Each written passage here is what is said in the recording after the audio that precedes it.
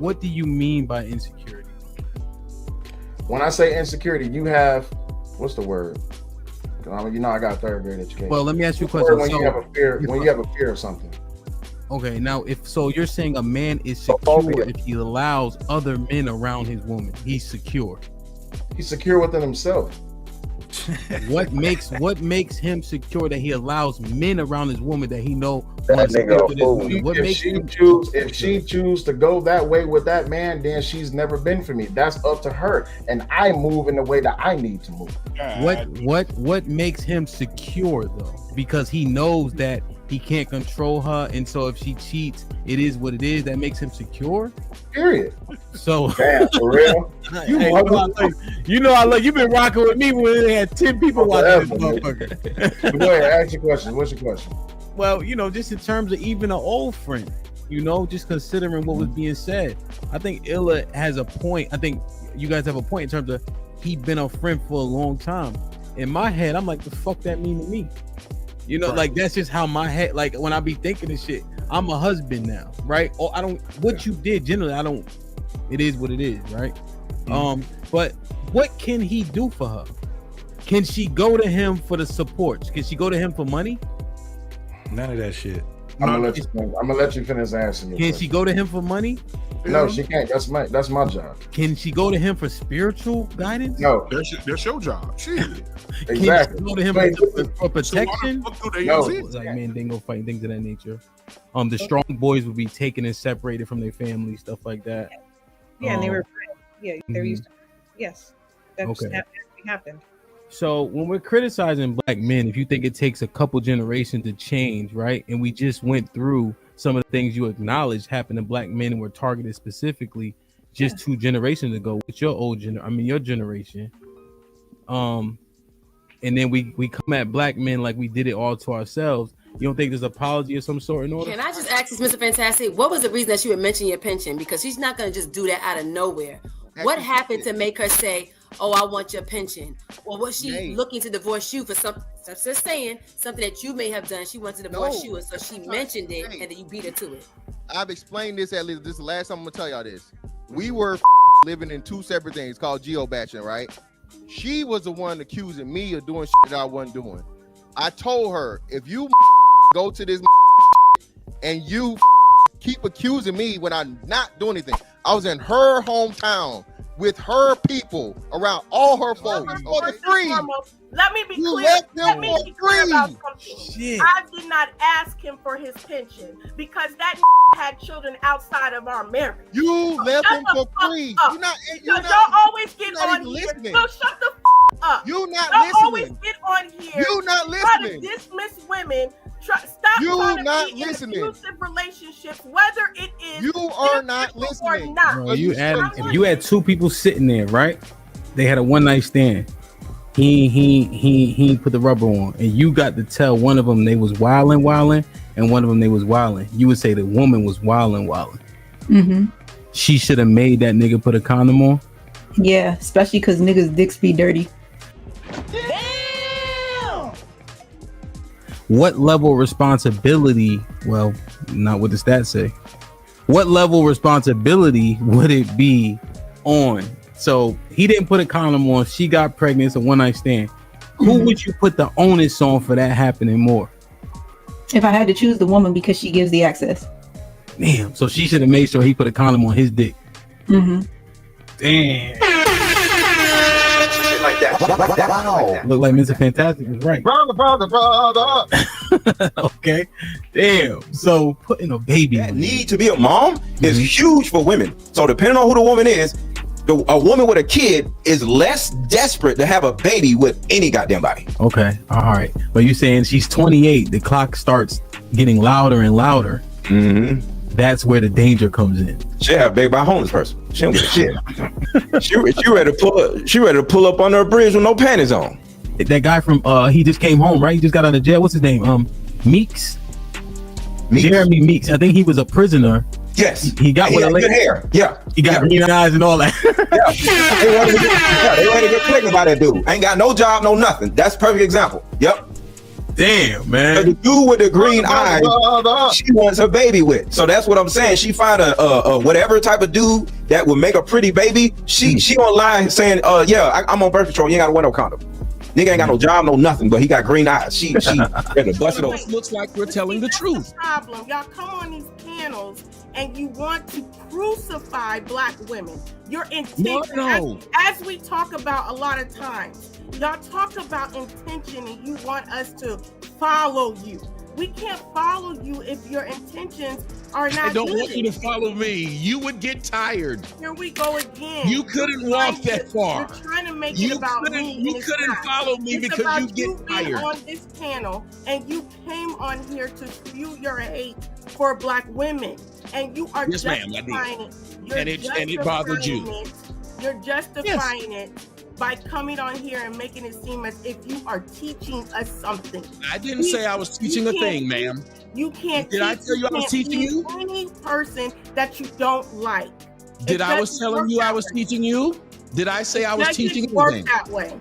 Ma'am, did I say I was teaching anything? No, but you got on this You panel with the intention of telling us why men don't approach What I would recommend is you you get a job, right? You work it, maybe in an industry that you could thrive in. Learn it, right? Without the risk, build a foundation. That way when you jump into it, you're ready, Are we having a conversation? Are you here? Can you hear me? I hear you.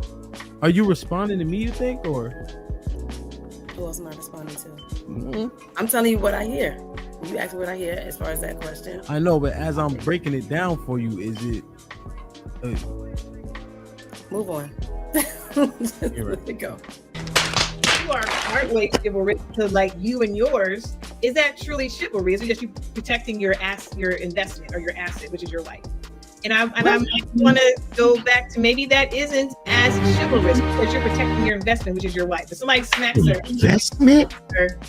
But the woman on the bus, the old lady on the bus is standing up with a cane, and you gonna sit there and sit your happy hips, your wide hips down that bus, and watch her stand up on that with that cane the whole entire time. That's not chivalry. Are you saying that me protecting my wife is less chivalrous than me giving my seat up for some old hag? Are you No. Are you really chivalrous if you are only protecting your investment? It's mine, right? Right, you're protecting what's yours, but are you truly chivalrous if you don't give up the seat on the bus? A woman that does things for me is enough. I don't need extra girlfriend. Maddie, you made the point. You made the point. Yeah, let me make a quick point, right? I think this conversation can trigger women, but to be fair, right, to where Beans was going, because it's not a checkmate, but I understand your point, is that women don't actually believe that they're bringing value to guys like that, because otherwise they would be encouraging men outside their man to have more female friends, and they don't. They actually discourage. Hey, you don't need no female friends. But wait, women are so valuable and important. What you mean I don't need no female friends? It actually shows you what women think. Even women think about that shit. There's Exactly. a lot of nuance there that you could point. examine. That's and a go, great point. Okay, that's clear. I agree. That's from the biological standpoint. Indeed. Now they try to change that culturally into women don't have a definition. There's nothing that actually defines it. What ended up happening was this, though. The advent of feminism actually took away what femininity was by saying it was antiquated, it was old school, it was slavery, it was oppressive. But then they turned women into fake men. So everything that a woman do valuable is what men do. She go out work, she go out and make money, she go out and get a degree, she go out and get education, she go out and buy things, she go out and she can afford things. These are all the things that men have been using to measure themselves and whether or not they've been successful or valuable or things of that nature. Women had a different set of things. Been only pursuing so much for the attention of women. This is all, it sounds so new to me when I'm hearing it, but maybe I didn't have this perspective before. Calvin was good. B Love, what's up? but it's just like why we do things. Where does our moral code actually come from? How far are we willing to go to stand on it? Does your moral code have contingencies? You know, I have the clips queued up, but I'm just thinking through it. You know, the double standards. How long can we? I thought they just were a thing, but I guess they have like there's a reason for it.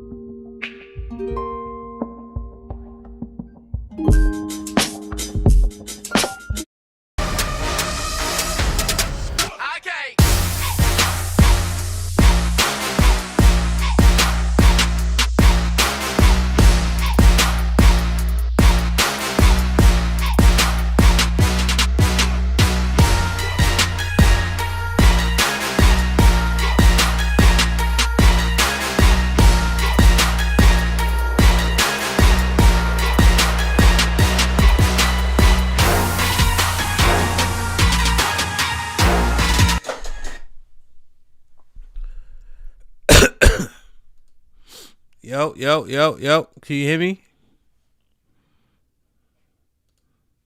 Mic check. What's good? You can hear me? You can hear that? Yeah, everything's cool. I'm good. I got an echo. I'm good. No, you good on my end. Let's get it, man. I'll fix that shit. That shit wasn't working for me last week. I'm getting better at this, Mr. Fantastic. Brother. Like, share, subscribe, tell a friend to tell a friend. Hit that like button right now if you can. That helps the channel. The most DJ HAMP Stampede, Mr. Fantastic. We in the building. Know what I mean? It's a stampede! DJ HAMP the Stampede. DJ HAMP the Stampede. Salute the 100 people in the building. Please hit the like button if you can. That helps the channel the most. Let's get it. Yeah. It's a broadcast. It's a broadcast. Yeah. Like, share, subscribe, tell a friend to tell a friend. DJ HAMP about to go live again. So hit the likes, my friend, on your way in. First off, salute the chat. And to all new cousins, welcome back. Heard you searching for the real, well, this is where it's at. The latest topics and panels, and brother, don't get sent to the bathroom. We got all the stats, too, back to facts in the morning or the afternoon. Tuesday, women's POV, 2 Fridays, dancing, jamming tune. It's a community of real, and we better than the world news. This might be risky, I hope you know. This might be risky, let's go. This might be risky, no, I love you, real, I love it. This might be risky. Salute to DJ HAMP, it's time to start the show. Salute to DJ HAMP, it's time to start the show.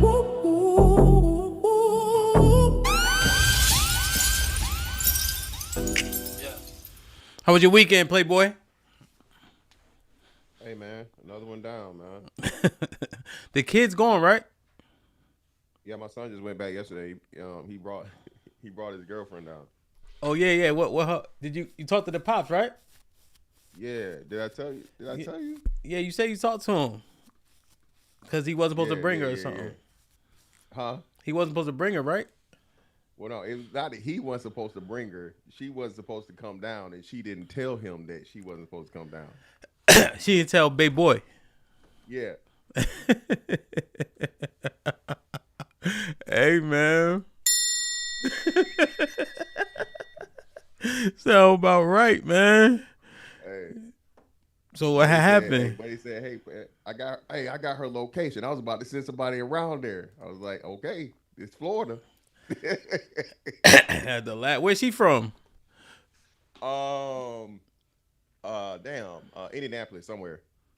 Okay, so she don't know, you don't know nothing about no Florida. But Indiana got pretty loose gun laws, right? I don't know. Oh, it ain't Florida. That's for damn sure. Hey, was that true about Florida? They really had a you get like put to for like kids or something. Did you see that? Yeah, DeSantis made that a law. That's real. The governor, man, the governor, the best governor of all fucking time. DeSantis ain't fucking around. So what is that law exactly? Pretty much, you convicted of sexual what's name against a child, I don't know what the age bracket is or whatever. It's death penalty. Wow. That is that is so if you great. No, it's just astounding though. So yeah, anything against a kid or like I think I have to look into it, but okay. It's a certain age, kids of a certain age or whatnot, what have you. Yeah. What Aaron?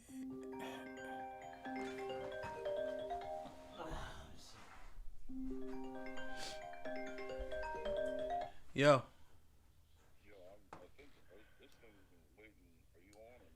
Oh yeah, I got you. All right, I got you. All right.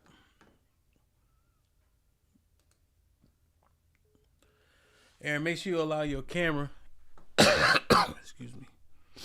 Yeah, under the age of 12. Wow. And he said if you rape or molest a kid, you get the death penalty. Yeah, put you to death. It's a what's the name? The jury still gotta agree to it, but you know it's on the table. And what's your thoughts on it? Hell yeah. Hell, I think you know, yeah, they deserve to die, and I hope they burn in hell. They should let the daddy or the mama put hit the button, or you know what I mean. I think they do lethal injection down here now. Let them press the button. Aaron, did you hear about this? What up, Aaron? We can't hear you. You on mute.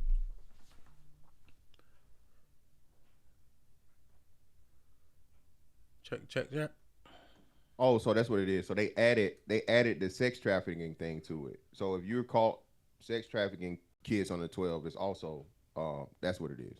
Because you can hear me? Has back in 23. Yeah, you good. Yeah, you good now. All right.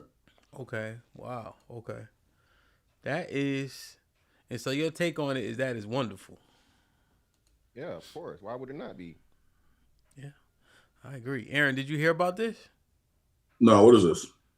So essentially, any crime, Mr. Fantastic, can you explain to him? So yeah, anything done to a child under the age of 12, it's possible for the eligible for the death penalty. And now they added a new thing to it to where if you're trafficking a child under the age of 12, the same thing. In Florida, you get the death penalty for it. Yeah, that's what's up. Simple as that, huh? Yeah, I mean, I'm telling y'all, man. My only thing with the death penalty is you better be sure, and that doesn't matter what, you know, as long as the death penalties. That's my only thing. As long as you're sure, because it's irreversible. And if you all that you know, the people what's the term for that? Wrongfully convicted. If you discover a wrongful conviction, everybody involved with that initial conviction has got to go. But as long as you're sure, I mean, the reasoning behind it is perfect. I like it. You know what I mean? Like, you don't leave the kids alone. You know what I mean? Mr. Fantastic, you said your mic is a little low. Just FYI. My low. I mean, check. Sound good to me. Yeah, it should be. Make sure y'all turn your phones up and things of that nature. Yeah, man. I don't know. That is yeah. I agree with it. I keep telling y'all, man, the reason people do things because there isn't enough harsh enough and fast enough punishment. That's the reason why jail culture, prison culture became so cool. Because it's more likely now that you know, if you take a life, you don't got to lose a life. But you're saying with the opportunity to lose your own life, people be much more apprehensive. Yeah. Yes. You see motherfuckers start getting up out of here. Hey, you calm down. Yeah, that's a different impact for sure. If you could potentially die. And I think that there's nothing worse you could do. Rape, molestation. I mean, you kill a person even if they still alive. You know what I mean? Like the impact on a person's life is irreversible, in my opinion. Yeah, especially on a child too. Yeah, that's the worst. That's the worst thing ever. Like I say, you can justify, you know, taking a life because it could be self-defense. You can never justify forcing yourself on the child, bro. Never. Never an excuse for it. And they've done studies. That's the most like incurable, unrehabitable condition. You know, those people. Yeah, 100%. Okay. Yeah. No. That is I saw it. You know, when you're looking at social media, especially Facebook specifically, they be having any type of headline. This person died, that person died. So you be looking at stuff and you be a little bit hesitant to believe it, you know? But this is a real, did he do some type of like executive order, I guess, just to try to understand it? Or has it officially passed in for Florida? No, this the original one passed back in they said it was put up in 23, so I guess it just probably got ratified now. I'm not sure. Okay. Right? Okay. Yeah. But but the reason why it's popping now or hitting the headlines now is because they just added the new sex trafficking thing, calling it capital sex trafficking. Okay. So that's what it is. Got you. Okay. Well, all praises to the Most High, man. That's some sick shit, you know. And it's even weird, right? Go ahead, my bad. No, and I'm looking at it right now. So that's what it is. So I guess it's the first time that it's being litigated. And in late 2025, Florida prosecutors began seeking the death penalty in multiple cases, including against a man accused of raping a 10-year-old and another case involving a 3-year-old. Yeah, get him out of there, bro. Yeah, 100%, man. Be fast and hurry. All praise to the Most High. You know, there's a jail in Connecticut, right? And it's in Brooklyn, Connecticut. And this jail is specifically for rapists, pedophiles, molestation, right? They purposely separate them because of what they would be subject to. And but it's oxymoronic, right? Like, why you getting saved now? Why do y'all have your own prison? You know what I mean? Like you took somebody's humanity. And now they protecting you from being subject to the same thing you put those people through. You know? Like, that's the predominant populace of that jail. It's people who did those type of things. Who was the guy? He just went he went viral within the last couple of years to where he did the Lord's work and he got a guy up out of here. The white guy. He shared a cell with him. The white guy. Yeah. And he was like, yeah, I did it. Yeah, he said I did it. He's like judgment isn't yours. He's like, I agree. I didn't cast judgment. I just set up the appointment, right? That guy. Yep. I think we reviewed that shit a few times, didn't we? No, I don't remember us reviewing it, but I think we played it just on an episode, you know? That, and remember the dude where the from the 80s when we was kids, where the karate instructor stole his son? Mm-mm. The best kill shot ever? Yes, you do. Why'd you do it, Gary? Why'd you do it? Yeah. Hey, Hamp, like this. Hey, that is one of the best. And Aaron, we like your subject matter expertise, brother. Opinion on this. The timing and the everything that motherfucker had with that shot, bro. Chilling on the phone, the pay phone. Bah! Oh yeah. The pay phone. Perfect timing. Yo. One shot, one kill, up out of there. Yo. Lay it down. Yeah. Okay, the pay phone. Oh yeah, you can't forget the pay phone. You can't forget the payphone. Yeah, okay. I thought it was I thought the dude did something to his daughter, right? No, his son. It was his son. It was his son. Okay, it was a karate instructor. He kidnapped his son, ran off with him, and pretty much groomed his son, man. And they recovered the son. Yeah. And upon walking his ass, I think he was in the airport because they flew him back or whatever. Hey man, get him out of there. Yeah. I remember now. It was his son. Yep. I remember. Damn, yo. That they deserve it, bro. And I mean, that's the worst. Now here's the thing. I feel, and I'm saying feel the same way about like rape too. Like, I don't think there's much more egregious shit you could do to a person. You know? Is rape's not included in that though, right? The statute? No, not for adults. No. Yeah. Okay. But I agree with you. Again, a man or a woman that would force themselves on one sexually, bro, there's never an excuse for it. The motherfucker steals some shit. Hey man, I was hungry. I need some money. you know, to feed my family, la la la, you know, whatever. Okay, you stealing for the sake of your survival, right? Hey, we both had guns or whatnot, what have you. It was him or me. Cool, fine, I can understand it. But hey, I need some, you know, some sex, so I'm gonna go take it from somebody. Nah, bro, nah. Yeah. Now watch grab that this. lotion. Watch this. What about statutory? And when I say statutory, I don't mean, I'm talking about female teacher, young boy. Yeah, get her out of here. Oh, there we go. All right. I just want to see. Okay, very well. Well, no, I'm not. And this, I wouldn't say death penalty, but life sentence for sure, 10,000%. No, I was asking about the death penalty. Well, that's what that one starts getting weird a little bit because I know now. That's Aaron's even premise, though, right? Yeah, that's what I'm saying. The word, the word is great.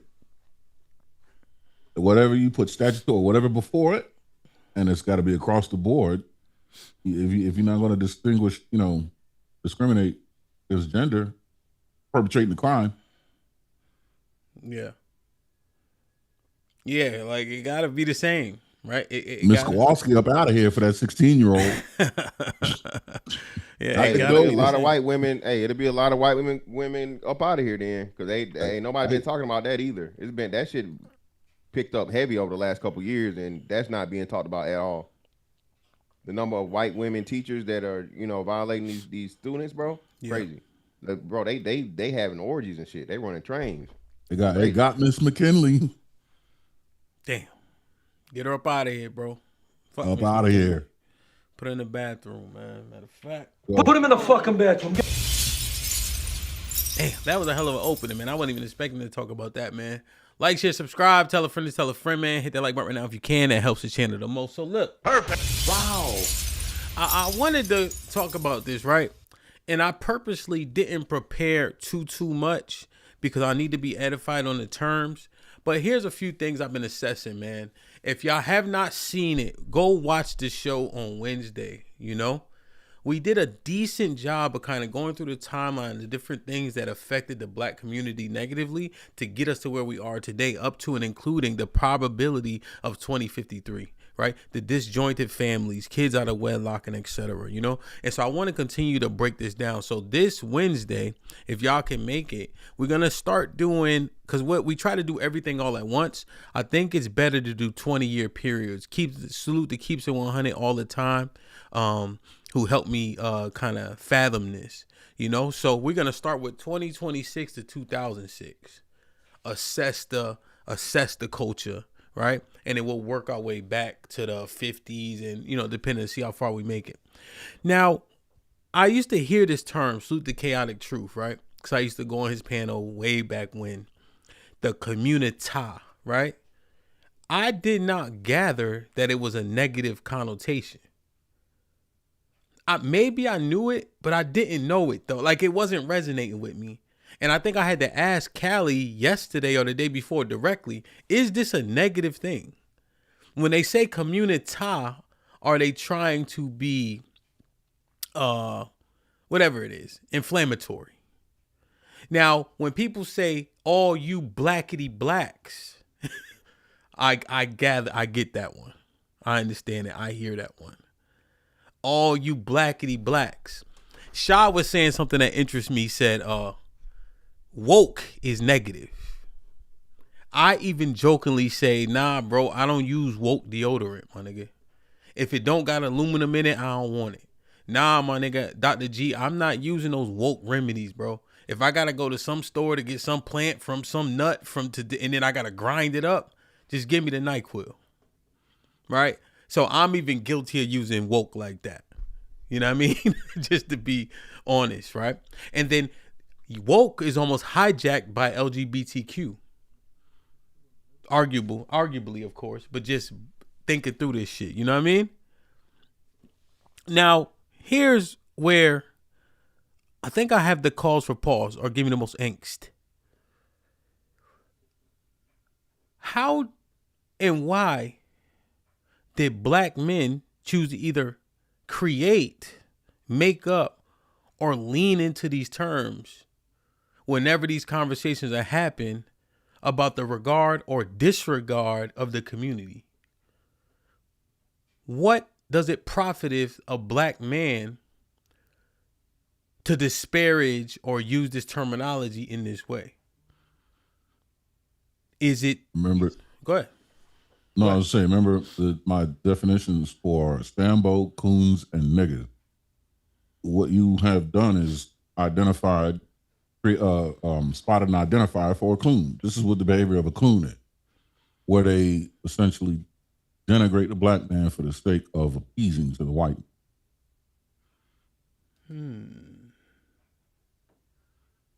Is that right? Coon shit. Okay. Mr. Fantastic. Just like they'll highlight the behaviors of niggas, right? And the shortcomings of niggas to appease and placate to the white man. That's nothing to stop them from doing the same thing to those who are trying or striving to better us. Just to put them, so it's like snitching.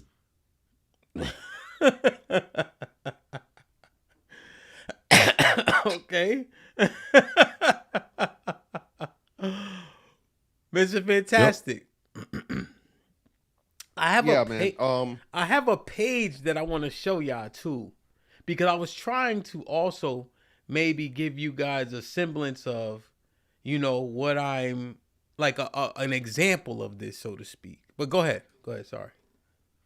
No. So I think it's a way to do what we've always done, as in pointing out the hypocrisy of something, or giving a name to something and showing like what it really is. The Blackity Blacks is pretty much like all of these pro-black, all of these righteous, all of the conscious motherfuckers. Most of these people are scammers, literally. Just think of the most prolific Blackity Blacks. They're fucking scammers. Dr. Umar's never gonna open that school. The Tulsa real estate nigga came to you with blackness and blackness and black and black and what they did to Tulsa. All these preachers. So that's the Blackity Black shit. These same niggas that come to y'all and where we got it from, remember this was CB4. CB4 did this. They gave you the archetype. These motherfuckers that be out here telling you all of this pro-blackness shit and so on and so forth, bro, be the main motherfuckers taking advantage of the black community. Or the Communitah. The Communitah, that came upon to where, the black community, you got to do some black community. Well, what does the black community praise? What does the black community promote? The black community promotes pro-black women, no matter what, right? Okay. Criminality. You know what I'm saying? Anti fucking anything that's straight black man. And if you go against that, now you're the problem. So it's pointing out the hypocrisy of a lot of these things. In these terms that are supposed to be positive things, but they're really negative. Wow. And you think that those people who are doing the negative things are the predominant part of the Blackity Blacks in the Communitah, quote unquote? Or the most influential? Yes, the most influential by far. Black Lives Matter, anyone? Hamp, you remember you and as much as people shit on the black manosphere, right, or the manosphere, whatever you want to call it, right? Okay. Hamp, do you know that you remember the original charter or mission statement for the Black Lives Matter way back when what was the first one? Yes, Michael Brown days. It excluded black men. Not just excluded black men, Hamp. What did it say? And it had LGBT. Dismantle the nuclear black family, dismantle the family. They literally had that in it. The outcry and the outrage that the black men gave was like, hold on, man. As a matter of fact, Marcellus Wiley brought this up. Okay. Once he got his own thing. Okay. Right? And we was like, hold on, what? How you gonna say Black Lives Matter, but you're saying you want to destroy the nuclear family? And then come to find out, these are Marxist women, proud Marxists, right? Meaning that they're trained and paid with a political backing and agenda. And then all of the women that run it are LGBT community participants.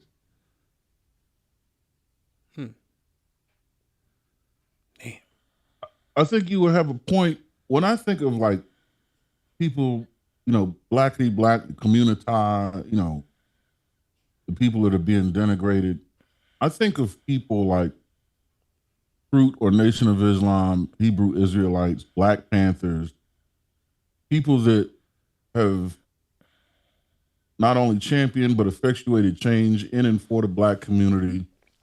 They're not afraid to employ a sense of militancy. The word community is important to them. They're, focused on the Black portion of the community.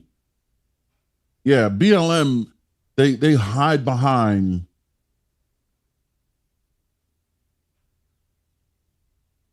You froze? Yes. Yeah, he froze. Okay. So, all right, let me do this real quick. Let me read this. Vet Life. Salute the OG Vet Life in the building. OG Vet Life in the building with the $10 says, salute Hamp, my dog fantastic, Aaron, and when he gets here, indeed. Hey Hamp, hell of a job you and Callie did last night when y'all were able to speak. That nigga Truth talked too damn much. Y'all did y'all thing. Salute, Vet Life in the building, man. Yeah, Callie held me down, man. That's my road dog, man. Hella high water, you know what I mean? Marcus with the $5 says, morning, brother Hamp, brother Aaron, and brother Fantastic. Let's have a good show on Monday. Perfect. There seems to be a lot of commentary in the chat. I wonder if, let me think. He said his power went out. His power went out? Yeah, he said it on the chat. He in the chat. Okay. Now the Seeker with the $5 says, Hamp for the goal. Salute. Appreciate you. Help us meet the goal on this lovely Monday. We had another cold front down here. Did y'all? Mm-mm. Yeah, man. We got another cold front down here, bro. It's like 50. Okay. So when Aaron get back, we'll certainly bring him up. Mr. Fantastic, let me ask you a couple questions, right? Because I'm looking for edification. I didn't really build too much on looking for. I wanted to get it directly from you because I felt like, and I'm saying feel like you know about this. So do you know the origin of Communitah?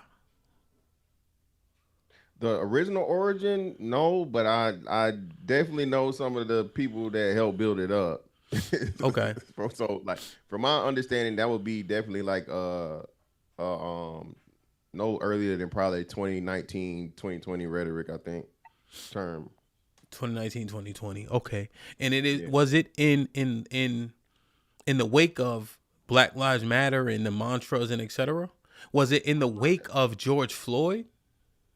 Oh, that played it. That helped amplify it by far. Okay. Now, those people who said Communitah were the people that say Communitah, were they vehemently against George Floyd? Yes. Okay. And rightfully so in your estimation? Yes, 10,000%. Okay. So when you initially saw George Floyd, Mr. Fantastic, you had a negative reaction about his behavior and conduct. Yes. When you saw what you saw that day, the cop was wrong or in your eyes or justified based on the behavior of George Floyd? The way I look at it is this, right? For you zoom out to the people who say Communitah. You see what I'm saying? Yeah. So to me, what I saw a person in looking at the whole entire process, once the whole 40-some minute thing, not just the last 8 or 9. Right? Okay. George Floyd goes into the store with a counterfeit $20 bill. Somebody calls police on George Floyd and the people he got in the thing. I think he's like an Ford Explorer or something, some type of SUV. Police approach George Floyd, right? Start the whole process or whatnot, what have you, and take George Floyd out for the $20 bill, right? They apprehend George Floyd. It's alleged whether or not he may have ingested something, who knows, whatnot, what have you. And mind you, nobody knows the background. We don't know anything about him at the time being, right? They put him in the car. He gets in the car. Hey, I'm claustrophobic. Take him out the car. Then they sit him down on the they put him down on the concrete, right? Now the cops fucked up because I ain't never heard of getting the man in the car and then taking him back out of the car once he's there. So that's the first thing where the cops fucked up. You got the cops that are there that are trying to apprehend the thing, or I guess like, get the what's name done. And then the Chauvin dude shows up, and Chauvin comes there and he's laid down. face down, right? And then he puts his knee on his back, right? And he's like, I can't breathe, and he expires, right? Now, I'm not saying, and I never said and will never say that George Floyd deserved to die. What I'm saying is all of this whole thing started because of fucking George Floyd. And the fact of the matter that we refuse to look at that part of it, had George Floyd not used a counterfeit $20 bill that day, he'd still be alive today. None of it happens. He doesn't get arrested. He doesn't get put in a car. He doesn't get pulled out of the car. He doesn't get put face down in the thing. And he doesn't end up dying from, from what they said was police calls, whatever. But then when you look at the medical thing, they're telling you it's a combination of anybody else. They would have said this was a damn overdose of fentanyl. The man had like 10 times the fucking limit of what any regular person would be able to take. And that was some testimony that was given by, I think, the coroner or whoever it was. He did say that. But then and then you get into the political leanings and the different things and whatnot, what have you, things that were just not done ever in the history of the country, right? And then you couple it with niggas literally burning down black neighborhoods, right? The whole country, setting the whole country on fire, causing billions upon billions of dollars for a person that was not a good person. And it just personified and exemplified the exact meaning of what we said. George Floyd, HAMP, during that time, after the George Floyd thing, you put in black man, George Floyd picture popped up. George Floyd was a habitual criminal, lifelong criminal and drug addict. He never did anything positive in his life. And now because he died, via police, as everybody does, as they say, right? We decide to exalt this one. That's horrible, right? That's a horrible look. And before we leave here, I think we're gonna be able to have an honest conversation about that, and we understand how that propagated a lot of this shit, like black fatigue and these things and so on and so forth, right? You know what I'm saying? You can say whether you think it's justified or not, right? But when you go back and you look at all the damage that was caused for one of the most detestable human beings to ever walk the earth, and black people champion that shit, yeah, it's extremely problematic. I think that was the height of the Communitah, becoming mainstream, because it represented everything that was wrong with the black community. Wow. Okay. Aaron, any commentary? I have a follow-up, but any commentary? Okay. You got some background, Aaron. So my bad, the power's out. I got you. No, yeah, it sounds like maybe sis is on the phone or something. That's what it sounds like. Okay. Well, tell her I said what's up.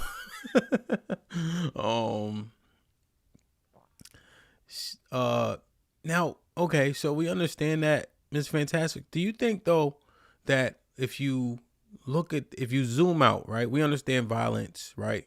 People commit civilian violence is more prevalent, right? When an opportunity presents itself, when you say, hey, he's a bad person, comply, and etc., do you do it case by case? Are most of the cases in which a black person dies by the hands of the police, they're implicated? Like you were clear about the lady, what was her name? Sorry. Sonia Massey. You were clear about that on the onset. He was guilty. Yeah, dead ass. It's not even a question. Who would even argue against it? So, yeah, I guess what I'm asking is how the police view black people. Does that make an impact? So, like, is it justified for Tamir Rice or Fernando Castillo as an example? Or do you literally look case by case? And do the police look at us case by case, or are we in a all stereotype? Niggas, I got you. Are we all seen as one? Yeah. So I would say no. I would say actually it's the latter, HAMP, in the number of interactions that are had with black people and nobody dies, or there's no misbehavior, or no what's the name, right? Nothing done wrong by the cops. Excuse me. That's never talked about. We only hear whenever there is an unjustful thing. And like I said, for the people that will get mad at me for fucking you know, oh, your opinion on George Floyd. Okay, well, I thought the cop was a piece of shit for shooting a 10-year-old boy for a toy gun. I wouldn't defend that. Mm-hmm. You know what I'm saying? Mm-hmm. You know what I'm saying? Or what was the other? Like you said, the Sonia Massey. I'm on record with that. And what was the other example? What was the other joint? Oh, Philando Castile, the same thing. Yeah. You shot the man in the face, for, you know what I mean? Just because he told you he had a gun. So you know what I'm saying? So, but if I say ever agree with any of the controversial ones, now I'm a coon. Because I have the objectivity and, like you said, going case by case and saying, okay, well, I can this right here is some bullshit. The cop fucked up. Right, but on this one, no, the nigga fucked up, right? Yeah, And the 100%. only way we get here is nigga doing nigga shit. 100%, I guess, because I'm assessing the people who would say Communitah or Blackity blacks. Would this be one of those instances, right, when people start deliberating about these cases that Blackity black or Communitah would be used? Like, let's say if they said that what happened to Floyd was unjustified, would this be one of the moments where they say you Blackity blacks X? Yeah. Okay. Yeah, Blackity blacks or the community or you for the Communitah? Yes, most definitely. So I guess my question is, oh, go ahead. Sorry. No, I'm just saying, if you in 2026 are still defending George Floyd and trying to make George Floyd had 3 funerals now. George Floyd had a gold casket. George Floyd was literally treated. George Floyd had the best funeral I've ever seen in my lifetime in 40 years. Mm-hmm. Mind you, I think Kobe Bryant died that same year. Nipsey Hussle died the year before, right? I think the year before. Yeah, right. So you know, all these people that have actually done, you know, great things and good things or were decent people, right? Didn't get that this guy got, man. Like, you know what I'm saying? And you can't be objective in that. I understand your point regarding him. I guess when I hear the conversation, because I'm looking at when this terminology used, what my major focus would be is implicit biases. You see, that's the point that could affect all of us. You see, if we're put in a scope of a vacuum, right, and they see us a particular way, right, even if it's not trained, right, I don't know how you can train out implicit bias, you know. And then when I look at these cases where they're quick to draw, quick to do whatever, quick to be physical and aggressive, I'm thinking about the implicit bias factor. George Floyd is one of many, but we all could be subjected to that behavior if the bias is, you know what I mean, ingrained. That's how I look at the thing. You see? Would they call that thinking process Blackity black? No, because you're being balanced across it. Well, I don't know. Let me say. So you're saying, do the police? You're asking a question, or you're making a statement? I guess that would be dependent. Yeah, right? it's an assessment of a hypothesis, right? When we look at all these different cases, I'm seeing implicit bias, right? If they see me as such, regardless of who I am, what happens? Like the Harvard professor who got arrested in his neighborhood. If that's the argument you're making, yeah, they're gonna put you in that category. But then too, I think within all ideologies, you have extremists, right? Mm-hmm. Even from the red pill shit or whatever, so on and so forth. So this is how I look at it, right? My assessment is this. Okay. Could you make the argument? Yeah, you could make the argument, but I think it'll be hard to prove again if we actually looked at the number of police encounters with black people, right? We look at the number of police encounters with black people and we get the good outcomes. But being the fact of the matter, we're never going to have the good outcomes. You're never going to see the 6 o'clock news. Hey, black man pulled over today and let go with a warning. Black man pulled over today with gun and not killed, not shot. You know what I'm saying? You won't see that. You won't see it because, like you said, it bleeds, it leaves. Yeah. So any of these things that show the police, and then they've actually had a couple of things where, you know, they were trying to do what they call it, HAMP, community building, or whatnot, right? Mm-hmm. Where they do the things where they show the police officers, you know, going in the neighborhoods and you know, ice cream things and whatever it's for the kids and the people that actually have a connection. But niggas don't want to see that. Niggas don't care about that. They don't care about that. They just it's just, hey, you know, fuck 12, fuck the police. You know, and that's, I think that's a big part of the problem. That's because how are we ever going to get to the point of where we're policing ourselves if we make being cops bad? Okay. Yeah, I see. It's like the sentiments, and then what is, I don't even want to say what is put on the news and things of that nature, and then what we're taught these things work towards the implicit bias both ways. Because if they say, we say fuck the police, if you say fuck me when I come in your area, I'm gonna say, well, fuck you too then. Or I'm gonna be on high alert for you said fuck me before I got here. So I understand your breakdown. Aaron, anything? I agree, except for the fact that there's still going to be police out there with implicit biases, and that's something that we're going to have to always be ready to eradicate. Period. Okay. Like, share, subscribe, tell a friend to tell a friend. Hit that like button right now if you can. That helps the channel the most. So I see pages like this, right? And I think this guy has made some good points. It's just one of the pages that came to my mind. And I look at this person as a Communitah person or like a Blackity Blacks person. We used a few of his clips before, right? Let me know if you guys are privy to this page. And it's not about him. It's about the archetype, you know? It's just that he's in my algorithm, so it's easy for me to find his page. Let me see. So this one right here, right? Hold on. Sorry, let me get the guys up here. It's fantastic. Hold on, Aaron. So, have you guys seen this page before? Yeah, I'm subscribed to, buddy. Okay, Gotham Ghetto Gospel, right? That's usually what it says when he goes on, right? So, you know, he usually focuses on the things that are happening, and I don't think he has like a extreme take, but he's always looking at different things. Like I'm surprised that the Houston fighting at the rodeo isn't on his page, right? Or I don't know if y'all saw that where they were fighting at the rodeo. No, I hadn't seen. I think I saw a black cop talking about it this morning, but I didn't really see much thing. I thought it was at a fair or something, so maybe that's what it was. Yeah, it was the thing. And also in DC, the kids were fighting in the Navy Yard. Fighting, 2 gunshots went off. And so usually he'll cover like this, like, look at these niggas, right? For all intents and purposes. You know? Is this a fair, because I'm trying to illustrate the point, where this guy would be like a Communitah guy. Communitah, yes, Blackity Blacks, you know. Yes. Do you agree with his content? Do you like his content overall? Do you think he's fair, or do you think that he's trying to over prove the point, or does he put black people in a bad light because it generates income? No, I think that's the crazy part about it, HAMP. So okay. No one ever questions about. I'm sorry, can you hear me? Yes. Yeah. So no one ever questions when the when the gang members post their videos holding guns, right? And it generating revenue or not, right?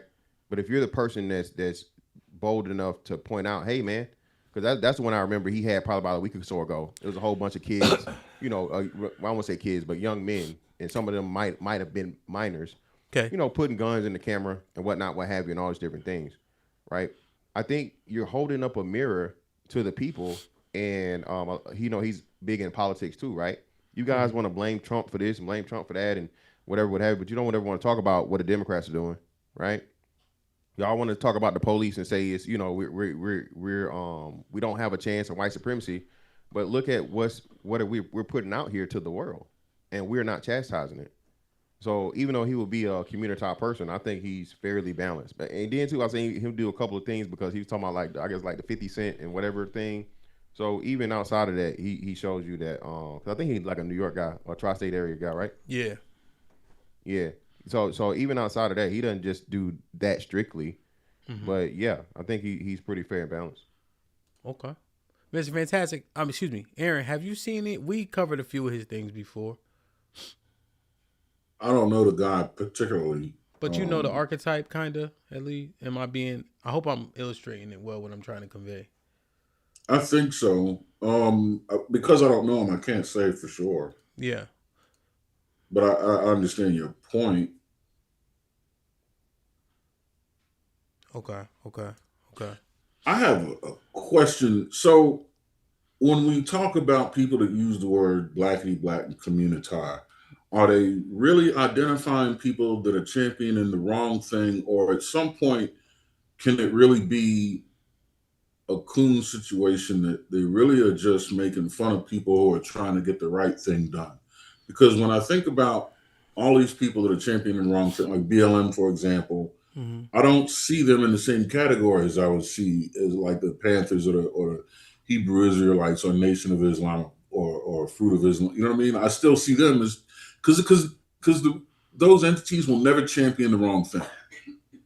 They frown upon, internal damaging of the Black community, and they do things to try to rectify that as well.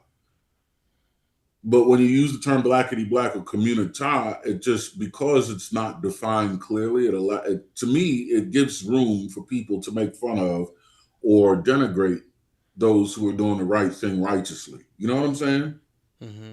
I think that those groups are certainly, I think they don't get disparaged as outright clowning, but I think because those groups are serious too. You know what I'm saying? Like motherfuckers ain't playing with you, Right. But it will say that, oh, those guys are extreme. They hate this and hate, right? Not even understanding the ideology, right? But it'll get a jacket, and then by putting that extreme jacket on it, you could dismiss it. You see? So I think that those groups are kind of, I'll use the word attacked just because we're having a conversation, in a different way. Right. But when you got the woke conscious niggas and Umar just talking with no results, they're easy to put that Communitah, you a joke jacket on them. I see. You okay, see? Okay. Yeah.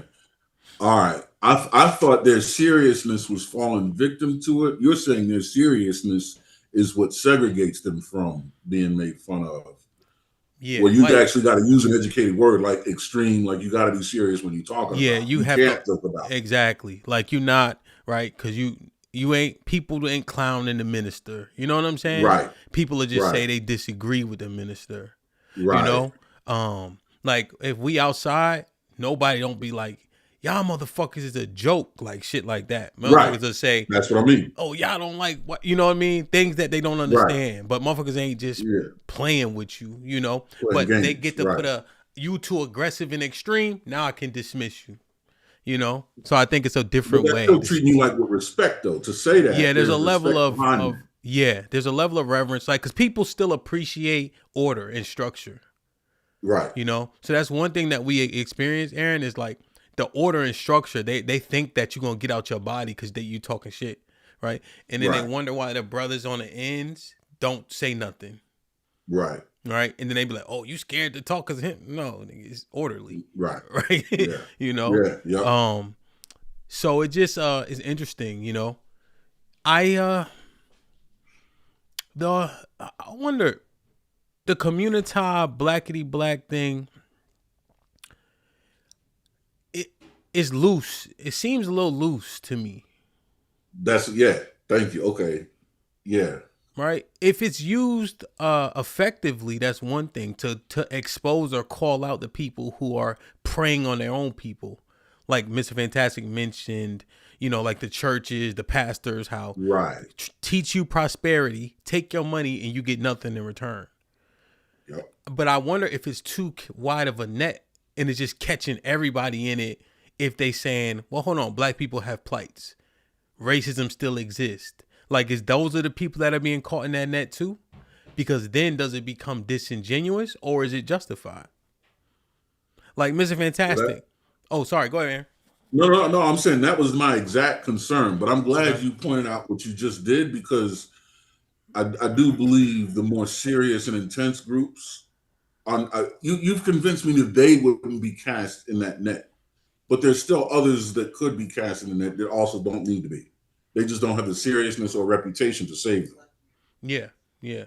That's what I'm thinking. Like Mr. Fantastic, when you heard Communitah and etc., is it people get caught in that net who say, nah, black people have plights, racism does exist, systematic oppressions still affect black people? Are those people called Blackity Blacks? Yeah, for the most part, like I said, I would say that if you're using that language, you're more so on the pull yourself up by your bootstraps and a lot of things that would be considered anti-black, right? You know, comply, don't die, all those different things. I think it is too broad and it is extremely dismissive a lot of the times, as you said. But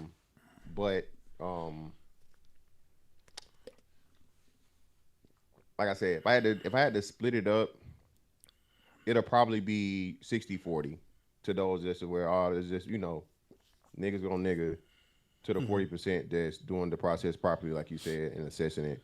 You know, well, I don't want to say a name, but you know, a certain police officer, right? A certain black police officer that did defend the Sonia Massey thing, right? That's crazy. You know what I'm saying? He can't be swayed one way or the other. You know, what they call it? Back the blue, right? Yeah. Back the blue, motherfuckers. Yeah, like no, I don't. So yeah. Okay.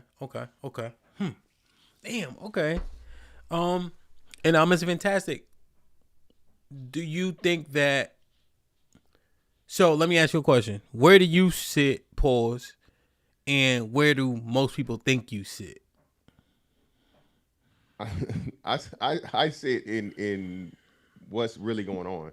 Like I said, I gave examples here, but I mean, I can give you ones outside of that, right? The Kyle Rittenhouse situation, right? Yes. Niggas were concerned with Kyle Rittenhouse and clearly don't know making things up and not fairly assessing it and didn't even know what they were defending. People claim that Kyle Rittenhouse shot up black people. Somebody of note just did this last year, HAMP, the way he said Kyle Rittenhouse got off and he killed black people. He shot black people. Not one black person was harmed.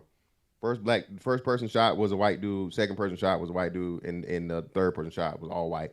Nobody ever mentioned that one of the dudes that he shot pulled a gun on him, who I think they said shouldn't have been able to have a gun anyway, right? The crossing state lines and all these different things, all these things again, right? And people were just simply mad because, and they didn't understand even the repercussions. If Kyle Rittenhouse would have gotten found guilty, that would have affected all gun owners in a negative way, by far. You had one of the best cases of self-defense, undeniable. Thank God, caught on camera, and people was like, "Put him in jail! Put him in jail!" You feel me? Yeah. But if you defending the white man? No, I'm not defending the white man. I'm defending my right to protect myself if someone pulls a fucking firearm on me or someone physically attacks me while I have a firearm. And like I said, I think there's not enough black people that have the mental, emotional maturity or have the legal knowledge, right? Foundational, legal, and constitutional knowledge of when there's some things that are just bigger than your feelings, and that even though the white man may benefit from it on an individual or small basis, you also benefit from even larger. So I zoom in and zoom out, as you say, all the time for the most part. I mean, I'm not perfect. There's gonna be some things unpopular that I may disagree with, right? You feel me? But I mean, for the most part, I say I'm pretty fair and balanced. Has there been anything where you hit the black people at the Communitah that you were like, oh, I probably need to retract that, or no? Yeah, the boy in Georgia. Which one? I got that one wrong. Amar Aubrey. Okay. Yeah. After you saw the I video, got the Amar Aubrey thing wrong. Huh? Like after you saw the video and such. Yeah, after everything came out and pretty much the two old fat white dudes trying to make a fucking citizen arrest or whatnot, what have you. Like, nah, bro, that's not your place. You feel me? And even if he was robbing the things or whatever, allegedly, you didn't catch him with any of those things, right? You just automatically assume because he was a black guy around and he ended up losing his life for it. So I got that one wrong. Okay. Got you. Aaron, what do you think? What do you think most people say about Mr. Fantastic's stances? Do you think they would? Go ahead. Most people are gonna say he's on the wrong side of the game. Why? Because most people aren't capable of being objective. They're not capable. Most people are, I would say 60% of the time, they are correct in their sense of self-preservation. I was even 70% of the time they're correct. 30% of the time they're incorrect.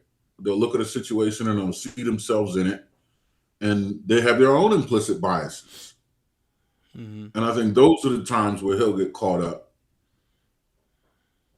because he's able to not fall victim to an implicit bias. Or I would say 20%, and then maybe 10%. It could be left for speculation, but I would say there's a very loud minority of the time, a significant portion of this minority that he would be considered guilty of coonery because of people's own inability to let go of their implicit biases that may be even justified. Their implicit biases, they may be justified. An implicit bias can be justified and still be incorrect because of the application of it. And I think that's what happens. Black people have a right to have implicit biases, but to enact or for that implicit bias to be applied, it can still lead you into a situation where you're in the wrong. But it's understandable that you have it. Okay. Dang. Okay. Well, yeah. I don't know. It was just. I understand. I see it, if I'm like looking in the chat or whatever the case is, I think Mr. Fantastic is up here to have the conversation. And so he leans the way he leans pretty consistently. I think, and then you can combat what Mr. Fantastic is saying because he's here, right? Or you can agree because he's here. Mr. Fantastic life, right, doesn't imply, like, if you know the man based on what he's done, who he gives his time to, right, the people he spend his time with, the jacket really doesn't fit like that. If you go purely off the rhetoric, you may be able to get to a different stance, right? But he's here, right? And he really can't, he don't beat me that often, right? If we disagree.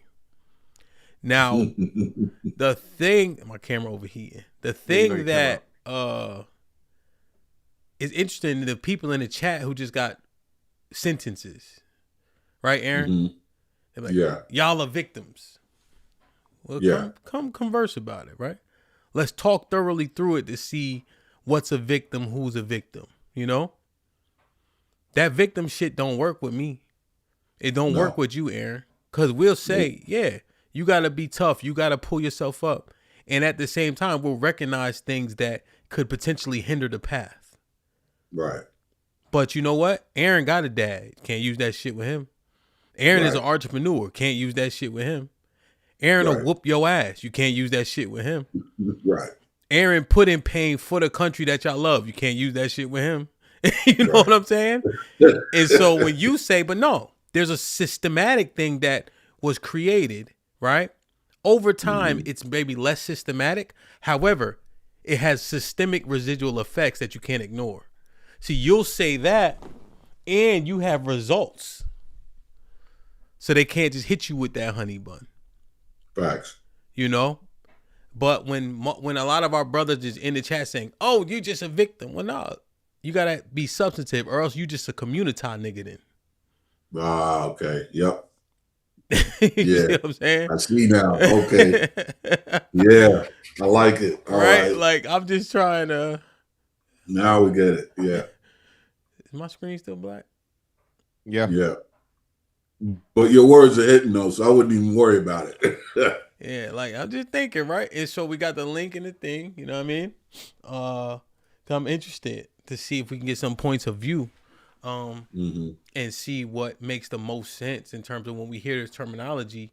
How dismissive are we of it, or do we assess it more depthly when it's used? Communitah, blackity black, woke, this, that, and third, right? Is there the other side of it? You heard? Where a person can never see it, can never see where a black person was wrong, where people are erring on the side of things that don't overwhelmingly benefit us. Is it always somebody else's fault? Right? You see? Is there a space to where you say, all right, my nigga, you got to make a objective assessment, right? does everything track back to slavery? And if so, how is that person labeled? They're labeled normal. They're labeled right. That's the majority, huh? Again, we get to have this assessment. We get to make this argument all the time of post-traumatic slave syndrome and shit, right? These theories that have never been proven. These things that are, and mind you, and this is the part that we never get credit for. Slavery was fucked up. Slavery was bad. But then when I tell you that black people aren't the only people that experienced slavery, oh man, it was different. It wasn't the same, brother. Y'all know what they were doing to motherfuckers in Africa, in Europe, in these Arab countries, in China. What do y'all think hanging started with in the 1800s? y'all think, like, bro, they had torture chambers and shit in these other countries and things, man. All of the stuff you think, like, bro, they remember the Aztecs and the Mayas were throwing motherfuckers, you know, off of pyramids into the concrete as tribute. You feel what I'm saying? But again, because of, I won't say an emotional attachment, I'll just say a limited understanding of history, right? Coupled with, you know, the attachment to slavery, right? Coupled with that, you can't ever get through to the person. If you say anything other than the white supremacy and slavery is bad and blah, blah, blah, you say anything other than, now you're a coon. You're cool, man. I say, hey, man, you know, hey, more police help people than hurt people. You know that, right? No, man, no, you blue no matter who. You love the police. You taking up for the brother. What are you talking about? There are literally things where, again, you know, police, not even to mention them being deterrents, right? You know what I mean? If a motherfucker about to pop some shit off, him, they gonna let loose with the cops right there? More likely than not. You know what I'm saying? More likely they're not going to do that 99% of the time. You feel me? But again, you never get, if you bring up any of those things, you a coon that love the white man, the police, and white supremacy, you know? Well, I think there is a category or a moniker that you can give to those type of people, and they're victim Olympians. The people that are on the other side of the spectrum where they just can't see objectively. I would call them those people victim Olympians, where everything's a victim, everybody's a victim. I'm a victim, you're a victim. It all goes back to slavery. We could do no wrong. We're the most, yeah. Yo, let me ask this, right? Aaron and Mr. Fantastic. That's now one thing that Mr. Fantastic just introduced kind of reminds me of a person who would say Communitah. When Mr. Fantastic said things, when Mr. Fantastic said there was other people in slavery, right? My instant thought is, I don't give a fuck. Mm-hmm. Right? We talking about the chattel slavery that is tangible, you know, to us. Like my grandma is 89. You know, the guy drinking out of the water fountain, that picture that was ever in infamy, right, is still alive. You know, y'all are, Mr. Fantastic from down south, where they have real tangible roots. I guarantee he can go back and know a nigga that was in change. Pretty closely related. I like watching Spartacus, right? When the gladiators were slaves, but that shit is fucking mythology. Like this is, my grandma's 90. Mm-hmm. So, Mr. Fantastic, that's one of those things people say, well, everybody was in chains. We're like, why are you saying that? I'm bugging?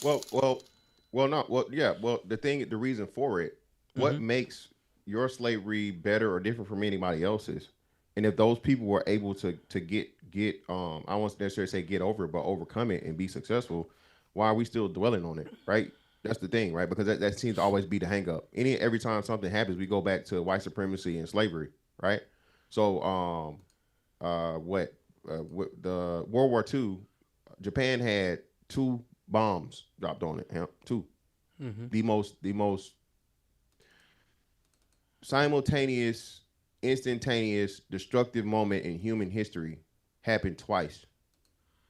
They rebuilt their not only rebuilt their country, right, but rebuilt themselves to one of the superpowers of the, well, I won't say superpowers, motherfuckers get technical, but one of the premier societies and nations you know what I'm saying, in less than 100 years, Hamp. You feel me? So if you can recover from that complete and total decimation and annihilation, you know, why do everything we come back to, and the reason why we can't do it, not to mention that we got successful black people. There are 2 black men that account for, now I think it might be $30 billion or something combined. 2 black men alone, right? No sports, no entertainment, no nothing. So why do we always go back to slavery when there are plenty of successful black people here that are some way, somehow find a way to dominate within the system, right, and be successful? But for those of us that don't, it's always slavery and the white man. With Japan, I would say, Aaron, real quick, first sorry. thing is, Let me just okay, do go ahead. this. I want to bring up a couple people have joined the chat. I think these people will be integral to the conversation. Sorry, Aaron. I didn't want to just cut you off without saying why. Let me bring them into the conversation. Salute to Aaron, Mr. Fantastic in the building. Real quick, let me bring Mr. Fantastic back. There we go. Got my brother Aaron in there. I'll do this square here. Sean, what's the word, baby? What's good, man? How y'all feeling? We're doing good, bro. What up? Let me bring Mr. Williams in the building. Go ahead, Aaron. We good now. Real quick, I was just gonna say with the Japan thing, I think it's a lot different because the bombs that were dropped over there are definitely egregious pieces of equipment. Those events happen in one day. It's not like a complete string of terror spread out over hundreds of years. And then B, recovery from those events were assisted by the people that created the catastrophe. America went in there and assisted them in their regrowth and rebuilding, whereas in the black community, we were not given any assistance to grow or rebuild. In fact, when we were emancipated, it was extremely difficult for us to try and find our way. We were essentially left in the dark.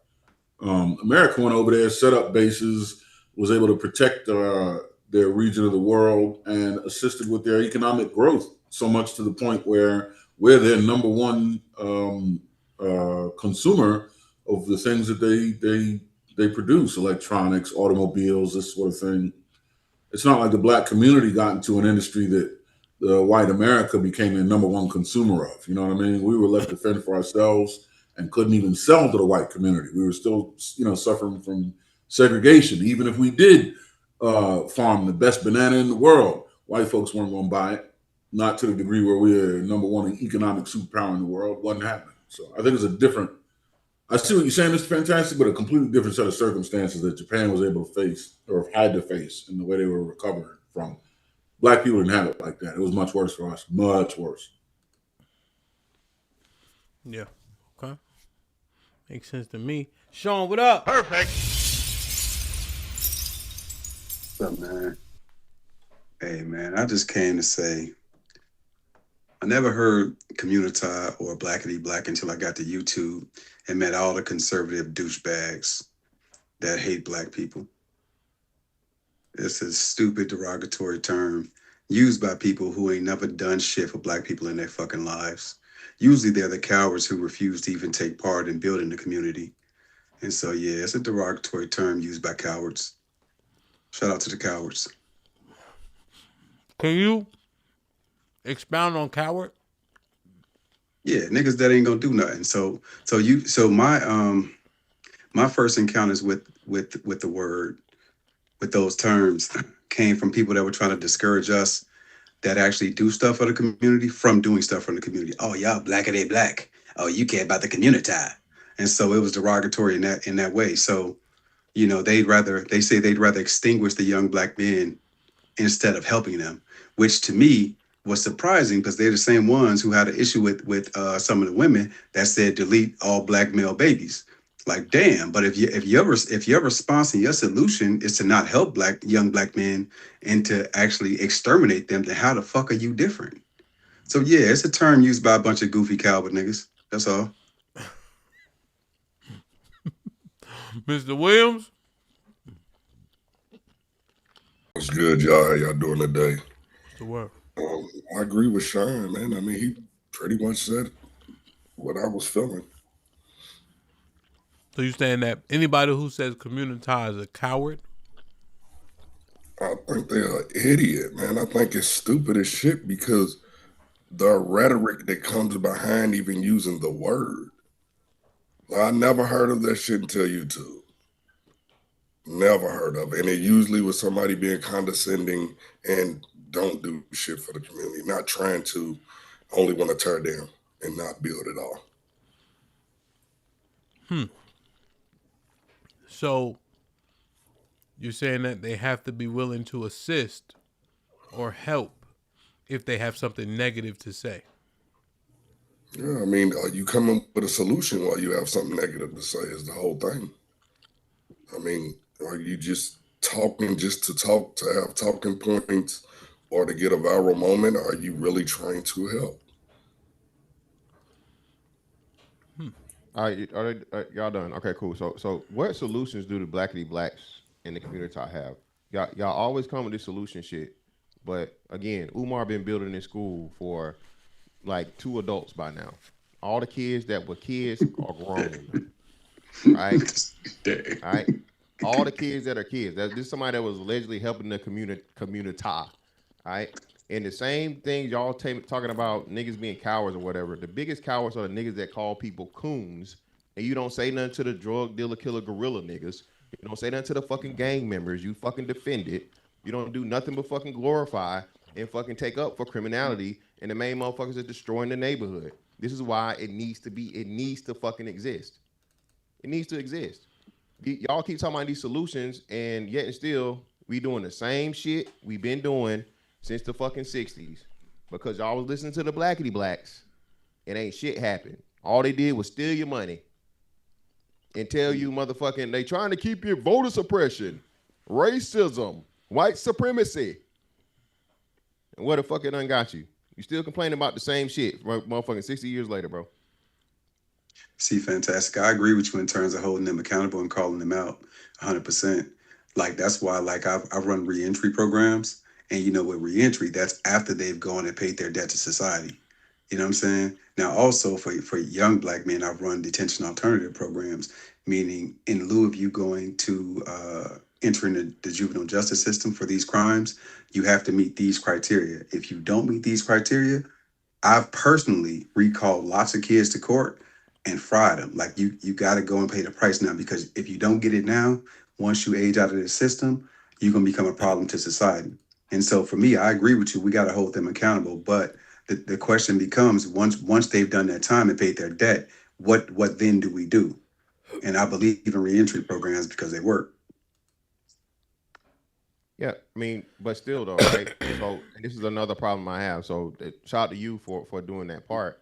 But I think you have a very extremely, well, not think, I know you have extremely niche perspective in job and life. So you can't hold me to the standard to where that's your job. That's what you do. You get paid to do the shit. So if you get paid to do it, you can't tell me that because I'm unwilling to motherfucking take a vagrant fucking teenager, right? And take him under my wing and give him this fucking state mandated program to follow, that somehow I'm not going to do anything. It's not my fucking job. You get paid to do it. You're not doing it out of the kindness of your heart. You're getting money for it. You're being compensated. So we don't make that distinction, and you just put a blanket statement that you're a coward if you don't do what Sean does, and Sean gets paid to do what he does. You see how problematic that is? Because you're not giving all the full details. You're not just fucking taking your time. Just real quick. You're not just taking your time and your, you know what I mean, and your money and just donating everything to it. No, you're being compensated for it because it's a part of your occupation, brother. Yeah, see, I understand why you're saying that, but it's the untrue part is you get paid for it, but it's a nominal amount of money. I can only do this work because I make exponentially more money outside of this. That's the only reason I can do it and be okay with it. So it's something that I found to be my life's work, because I started doing it at 25 after college. And I was just a part-time after-school tutor in Chicago. So it wasn't about the money. It's just I saw that I had a connection with those kids and they listened to me. So it wasn't the money for me, because I promise the money ain't nothing. Absolutely nothing. Okay, so you do it without the money. Oh, yeah, absolutely. 100%. Yeah, that's easy to say. That's easy to say when you're in it. So now we just catch-22 situation. Well, of course I would do it without the money, but you're taking the money. You know what I'm saying? You're not taking the money and saying, hey, you know what? I'm doing this pro bono. You know what I'm saying? And that's just to point out the thing to where people love to do this shit, bro. This what I'm Hey, saying, right? fantastic. Hey, I do it and I don't get paid shit. I'm retired. I do it. You do what? Me and my family. We run a community program for our community, for our old neighborhood, where we do giveaways. We do all kind of events for the community, for the unprivileged children and everything. We do all of that. For the kids that make the grades, the ones that don't, we do a lot of shit for the community. Constantly. And I don't get paid for not a dime at all. And fantastic. My bad, bro. Go ahead. But I wasn't talking I about was- you fantastic anyway when I made my statement anyway. I don't know where that came from. Yeah, see, fantastic. I don't know if you ever heard me talk about this, but I don't feel like it's your job to do it. I don't feel like it's everybody's job to do it. I feel like it's certain people's job to do it. I feel like it's once you build the programs through which these things can happen, it should be institutionalized in our community, and it becomes a permanent support. Now, you can choose to donate to it. You can choose to participate. Even me, bro, I'm 20 years older than I was when I first started. So I'm not the guy that they listen to. So now I have to deputize young guys that they listen to. You know what I'm saying? And that's just part of the process. And so I don't have to be ducking bullets no more like I was at that point. But I think what discourages me is the people who use these terms who discourage us who want to do the work from doing the work. That's my point of contention. I'm not telling you that you have to do it. No, and I would agree with that, but I think that's not I don't think that's a majority. The people that's just like, F them all and burn it down. Those people do it too. That's the extremists, though, right? And I agree with you to where the person that says that is on the same level as delete all black male babies. I agree with you, right? If it's just like, F it, and it's no hope and whatever. Well, hey, by all means, hey, it is what it is, and you don't want to see anything come out of it at all. The problem is though, I would say at least the 60% of people that don't go that extreme, right? That don't have that extremist ideology of it, right? They get looped in with all the rest. Is what I'm saying. True. So like That's I said, the whole thing is, at the end of the day,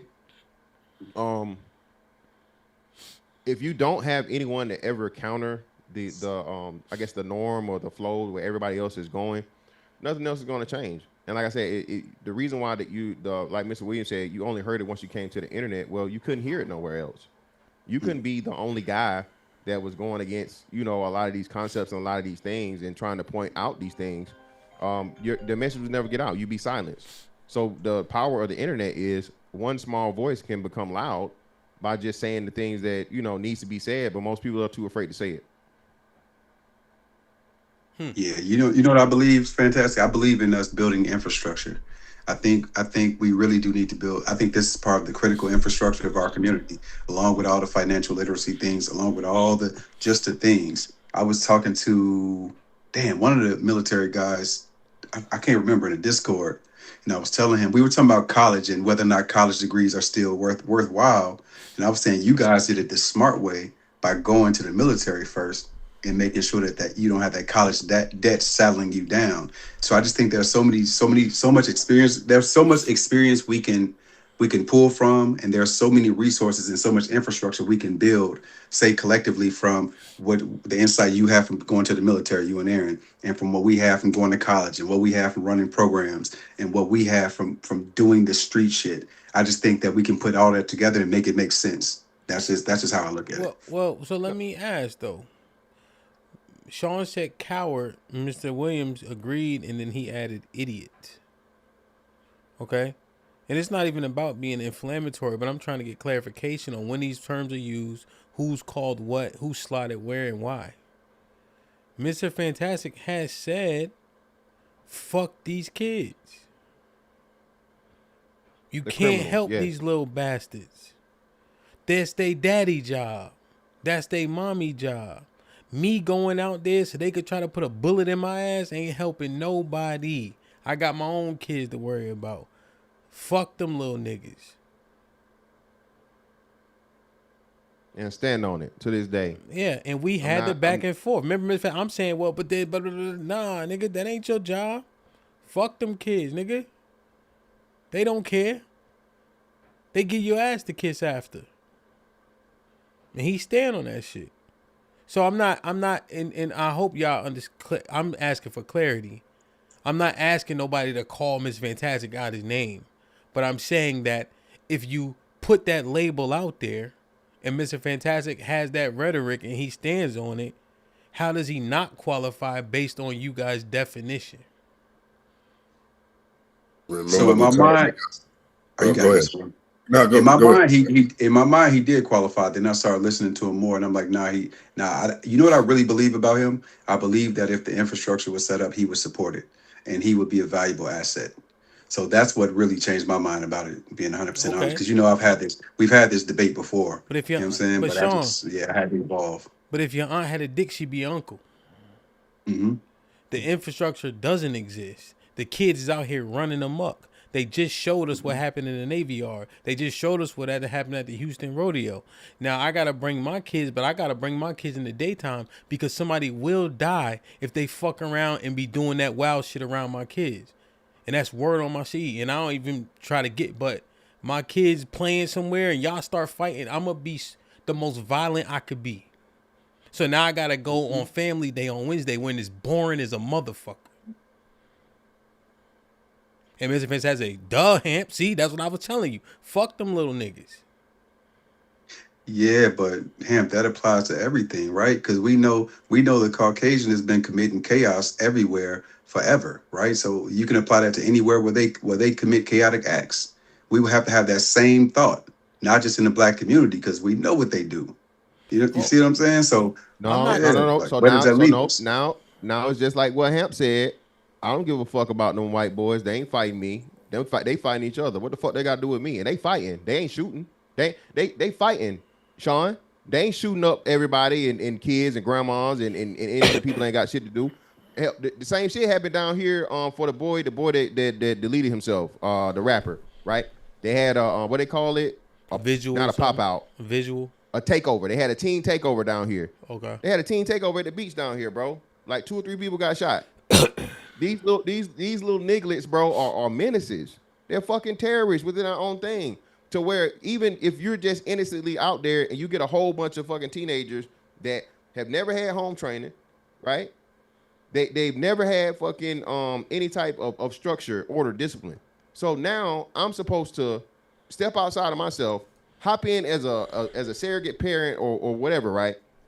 To somebody that's never listened to anybody, and then the influence they have is the worst ever, and expect results. Do y'all think that the families of the Columbine victims and all those schools that got shot up, do you think that they would call those kids terrorists and menaces? Yes, they did. Yes. That's my point. That's my exact point. Literally, that's my exact point. My exact point is they shoot schools up and shit like that. I'm saying everything that you and HAMP said, you would have to apply that to schools and shit as well, because there's some fucking born school shooters. It's literally the same premise. Yeah, but the shootings that happen at nigga schools don't get talked about like that. Let's talk about them too. I'm not picking and choosing. I'm just saying we can't just make it seem like it's nigga shit when it comes to violence. It's a bunch of white YNs that be tearing shit up. A bunch of these motherfuckers. Well, hold on, Mr. Tess. Pardon me. Let me refresh. Fine, Sean. However, the conversation is Communitah, Blackity Black, what's a coon, who's a coward, who's an idiot, right? So we're talking about the rhetoric that we are putting under a microscope. You see? And so as it pertains to black kids, Miss Fantastic, fuck them little nigglets. That's what we conversing about. And so again, where do these labels come from? When should they be exacted? The infrastructure don't exist, Sean.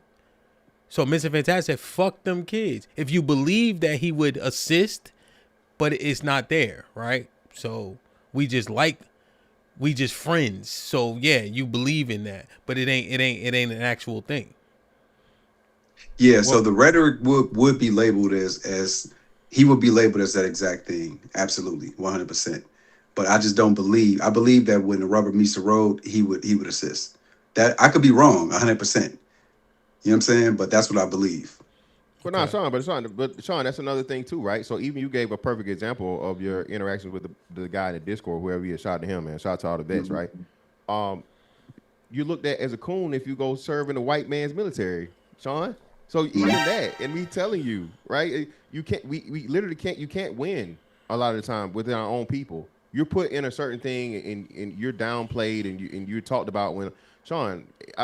Just simply this, bro. If we had a 25% increase in military enlistment, and again, bro, you don't got at this point in time with all the knowledge and the things that are available and the people that have done this, bro, you only got to do one enlistment. 4 years change your whole life around. You know how many people now you got like you said, degrees for free. Not only for free, you get paid to go to school. You got home loans, 0% down, up to whatever your area is, and so on and so forth. Guaranteed home loans, and we know property is one of the quickest ways to wealth. Business opportunities, all these different things, so on and so forth. Government contracting, so many things, Sean. But when you say that, oh man, no, it's a white man, man. They in Iran right now, whatever. But niggas go do 20 years in the thing, like Hemp said, and niggas throw a party. Niggas throw parties for niggas that do 10, 20 years in the feds, bro. But you come back from motherfucking, Afghanistan, you come back from Iran, you come back from wherever, you get off that motherfucking boat. Nigga, you was out here taking orders. So, Yeah, fantastic. Is that just through YouTube? Because out just in the world, I never see that. Y'all always get the utmost respect. No. Yo, let me say something to y'all real quick, man. Stop this out in the world shit. Your life ain't that eventful. The internet is real, right? We got to stop dismissing, oh, I ain't never seen this. You don't know nobody, right? But now you got a nigga, I live in Texas, I live in Houston. Sean live everywhere. Mr. Williams live in a third world Louisville. Aaron in Pennsylvania. Mr. Fantastic in third world Jacksonville. You got way more people, bro. You see the same niggas when you go outside. You ain't interacting with them. Now we having a conversation, right? And if people are telling you this is their experience, you got an opportunity to respond to that, not just dismiss it by saying you don't see it in the earth. We got to stop doing that shit. No, I was asking him. Has it happened to him? That's what I was trying to get clarification. Yes, it happened to him here. On here, niggas say I'm on government assistance, bro. And niggas let it ride. And niggas was laughing about it. Niggas were agreeing. Niggas hated me so much they were agreeing that my fucking pension, right, and the benefits I earned from fucking working my job for 20 years and retiring was somehow equivalent to a motherfucker that was dependent on motherfucking government assistance, bro. But I just thought that was a joke, though. No, it's not a joke. It's dead ass serious. People agree with it. The fact that Mr. Weird, some things that even be said, right? Some things you could never do that, and the white people would never allow you to say no shit like that. Hispanics and Asians, Filipinos would never allow you to play no shit like that, bro, because they find honor in appreciation for something as understanding, that the job and what it represents, right? Yeah, you feel me? So, but that's what I'm saying, and I'm glad Sean brought it up. Listen, bro, listen, bro. If I'm willing to help build the infrastructure, but niggas don't want to do it. You got Aaron, you got me. There's plenty of vets out here, bro, that can tell you, hey, man, listen, you got 4 years. Excuse me, bro. In the process of that 4 years, get this together, help you build your credit. Help you build networks. All these different things, but again, because that's a shameful thing within the black community. I ain't finna be taking no orders from no white man. All right, bro. Well, okay. Good luck. Damn. So, Sean, let me ask you.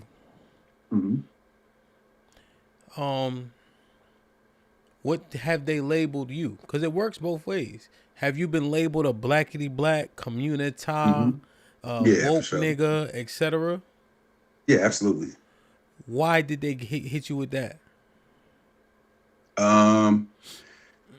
Because I think when you care too much about the black community in certain circles, it seems they don't want to hear the Blackity Black shit. They don't believe in it.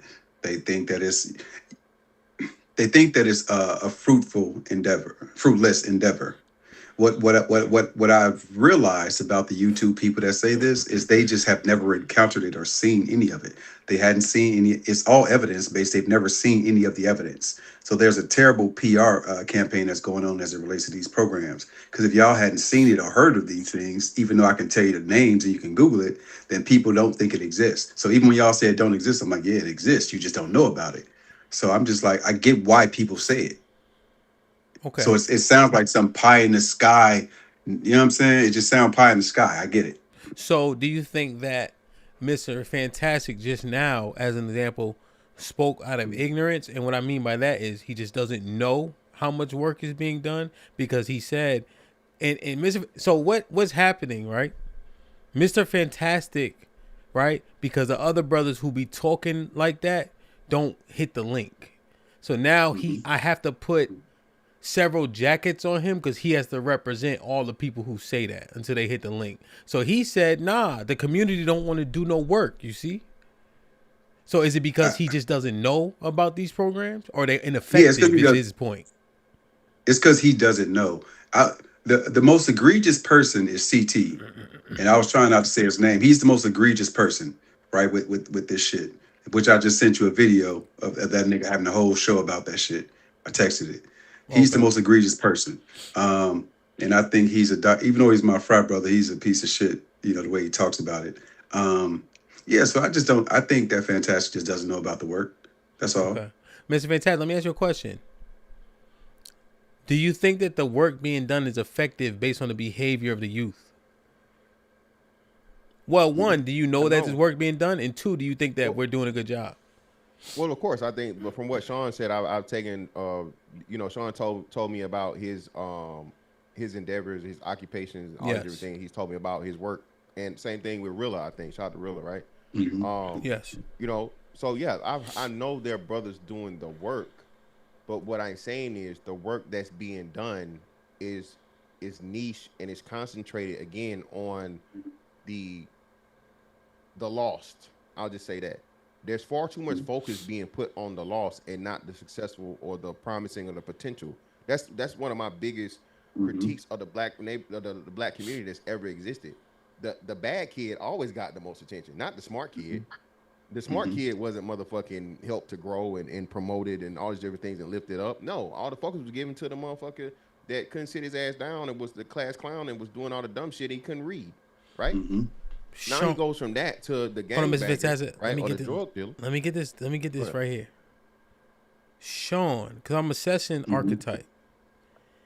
Is that a prevalent part of the Communitah people's experience?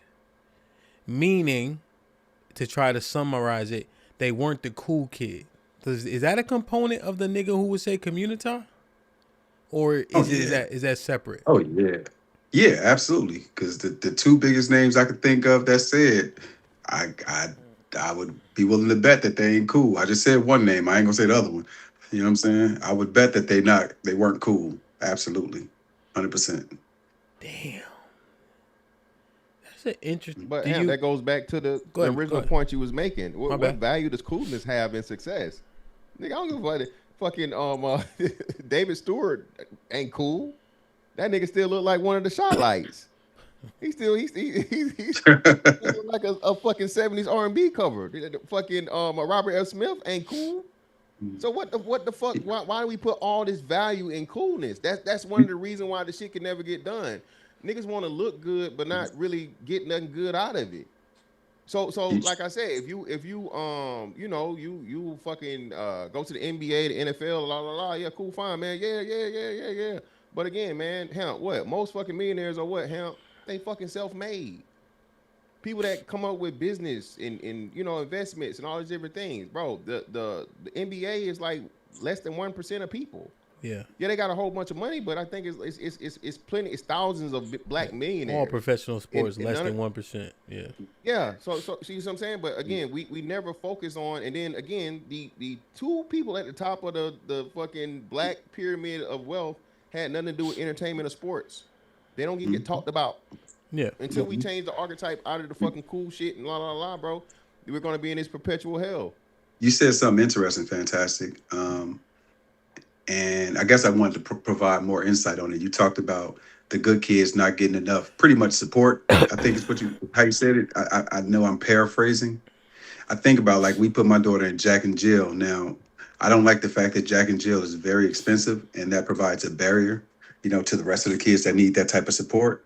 There are programs like in Chicago called the Posse Foundation. Y'all can look that up. POSSEE. However the fuck you spell Posse. So there are things that support them, but one thing I was always concerned about, Fantastic, is, so for me, even though I was breaking the law, I never caught charges. So I would have never made it to any of these programs, these mentoring programs that I ran, because you have to be involved in the juvenile justice system. So, and that's just me, but there are kids who, like you said, literally would have benefited from having a mentor. All they needed was that extra push, that extra guidance from you, Aaron, Hamp, Mr. Will. That's all they really needed. But there was nothing in place that could even steer them towards you. Wow. Now, what we ended up with in Chicago was an after-school program. That's the one I started working at 25. And that was on 41st and King Drive for anybody from Chicago. So anybody that said they're from Chicago and say that it wasn't being done, it was being done on the low end. So anyway, those kids, we had like probably between 75 and 100 kids every single day. It was located inside of a church, a Black-owned church. And so we provided them with all the life skills, all the college tool. We had a bunch of Bill Gates scholars that ended up in college. We provided all of that stuff within that program, and it didn't have anything to do with the juvenile justice system, which led me to say that we need a national network of after-school programs, because the thing that solves these problems, not solve, that provides incremental progress towards solving these problems, is us being proactive. It's us saying, look, this is the institution we built, and now that we have you in here, now we have Fantastic and we have Aaron coming in, and they're going to talk to you about the benefits of the military, because we can't assume that they ever heard that from somebody that looks like them. And so once we get them in that building, we were able to do everything we needed to help them. And so that's, I understand what you're saying. Okay, let me read these two, and I got a question for Mr. Williams. Like, share, subscribe, tell a friend, and tell a friend. Hit that like button right now if you can. That helps the channel the most. Salute my brother Tyler, artist in the building with the $5 says, or $10, excuse me, says starting the super chat brigade. Excellent topic. I agree. Hit the like button, hit the like button, hit the like button. My brother Freeze on Lou in the building with the $10 says, excuse me, Communitah pokes fun at those communities that are all about identity and more moral pressure, but don't actually offer real support, unity, or accountability like a true community would. Okay, understood. Thank you. I think that provides me more clarity at the very least. Mr. Fantastic, or excuse me, Mr. Williams.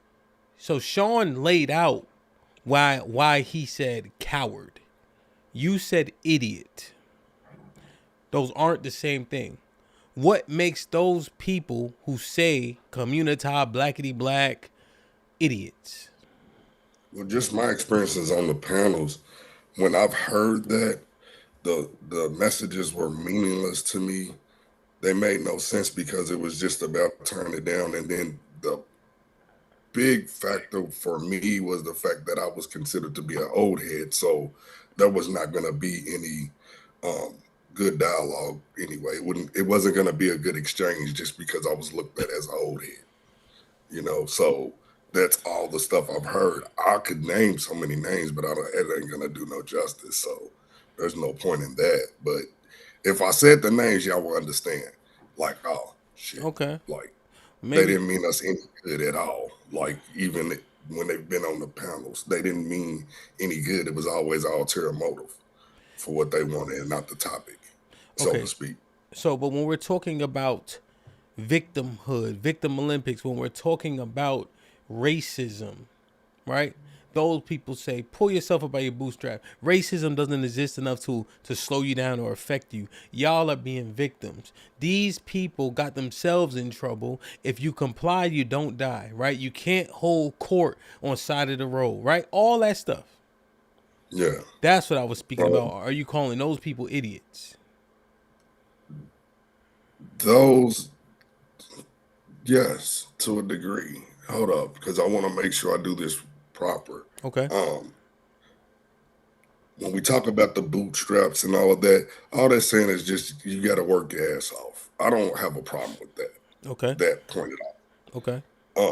When we talk about complying with the law, yes, we're hoping that you're actually doing something that's, you're doing the right thing.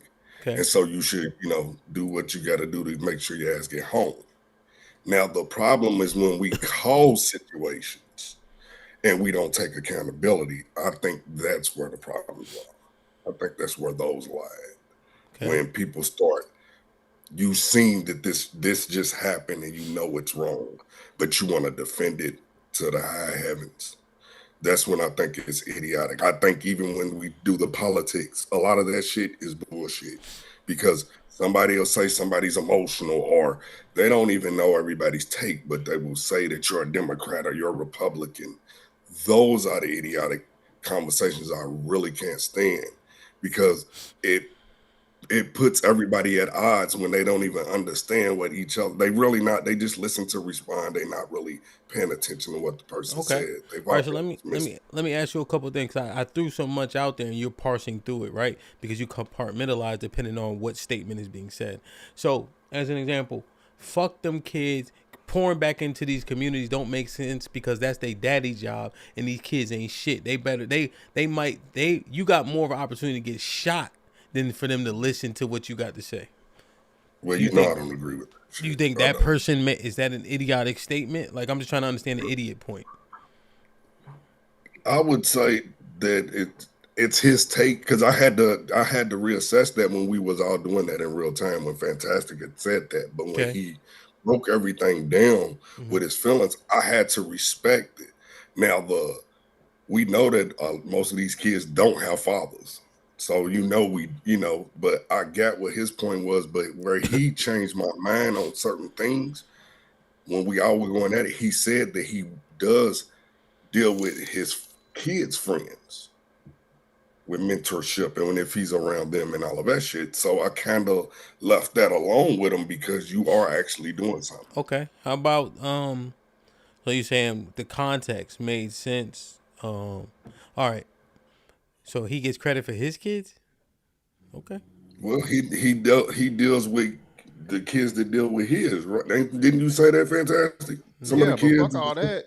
Fuck all that. That second, my kids are most important. My kids are a fucking representation that the black community fucking needs. And me taking care of my kids is my number one priority and the number one thing that I can do for the fucking black community by providing law-abiding, great fucking citizens that are going to be assets to us, our image, the progress and everything. Whatever I choose to do for other kids is my choice.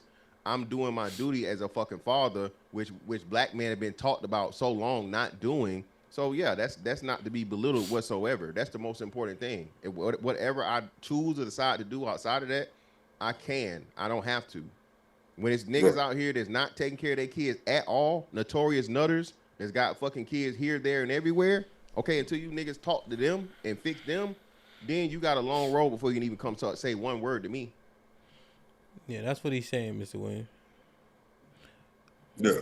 Okay. But now I'm gonna tell you what's the idiotic part. When we do that, y'all get pissed off. When we do go at the men, and then y'all bring the women into what they not doing. So that's when I get pissed off about when we're trying to find a solution and we say, hey, we need to cut these niggas off that ain't doing shit for their kid. Y'all go right into it. Well, it's the woman's fault. The woman does that. That's when I think that shit's idiotic. Yeah, because Mr. Williams, and this is the part you always miss. We're not arguing with you about cutting the niggas off. A nigga that refuses to make kids and refuses to take care of them, yeah, you're right. Hey, throw them to the motherfucking wolves, bro. Throw them over the bridge. The problem is, Mr. Williams, they get to be baby daddy number 5, 6, 7, 8, 9. So we can cut them off all we want. But if the women ain't cutting their pussy off to them, this is why we have to keep talking about them. And that's why we have to bring the women into it.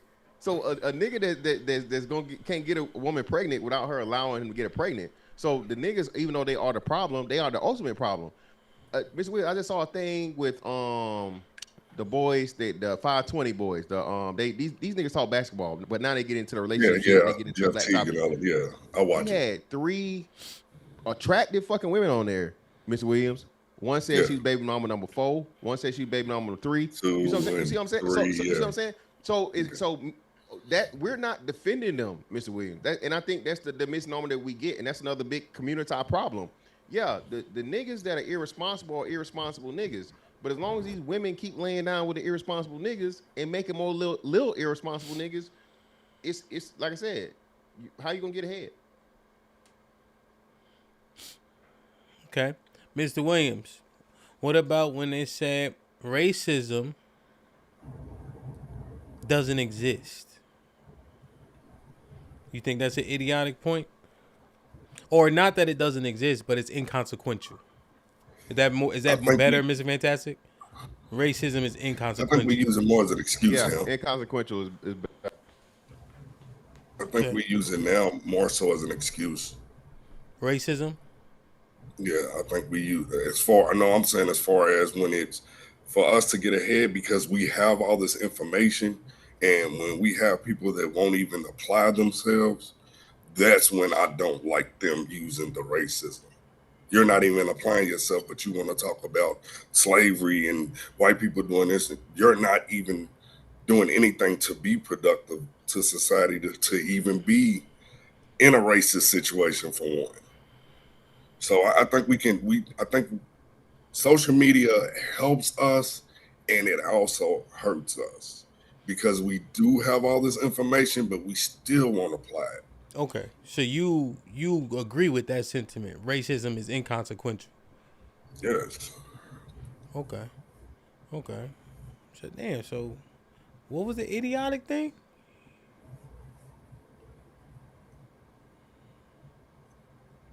Mr. When Williams? the mothers are implicated for when the father's doing wrong, I think was one of them. And then just the fact when we talk about what we need to do as black men, we always go back. It's the same shit what the women do with us. They'll bring it to us when we're talking about just us. We always do that. It always happens no matter what panels we do, whether it's the men or the women. So are you saying the men who blame the women for the conduct of the kids, the state of the community, those are also the same men that will say Communitah and Blackity blacks? Say that again.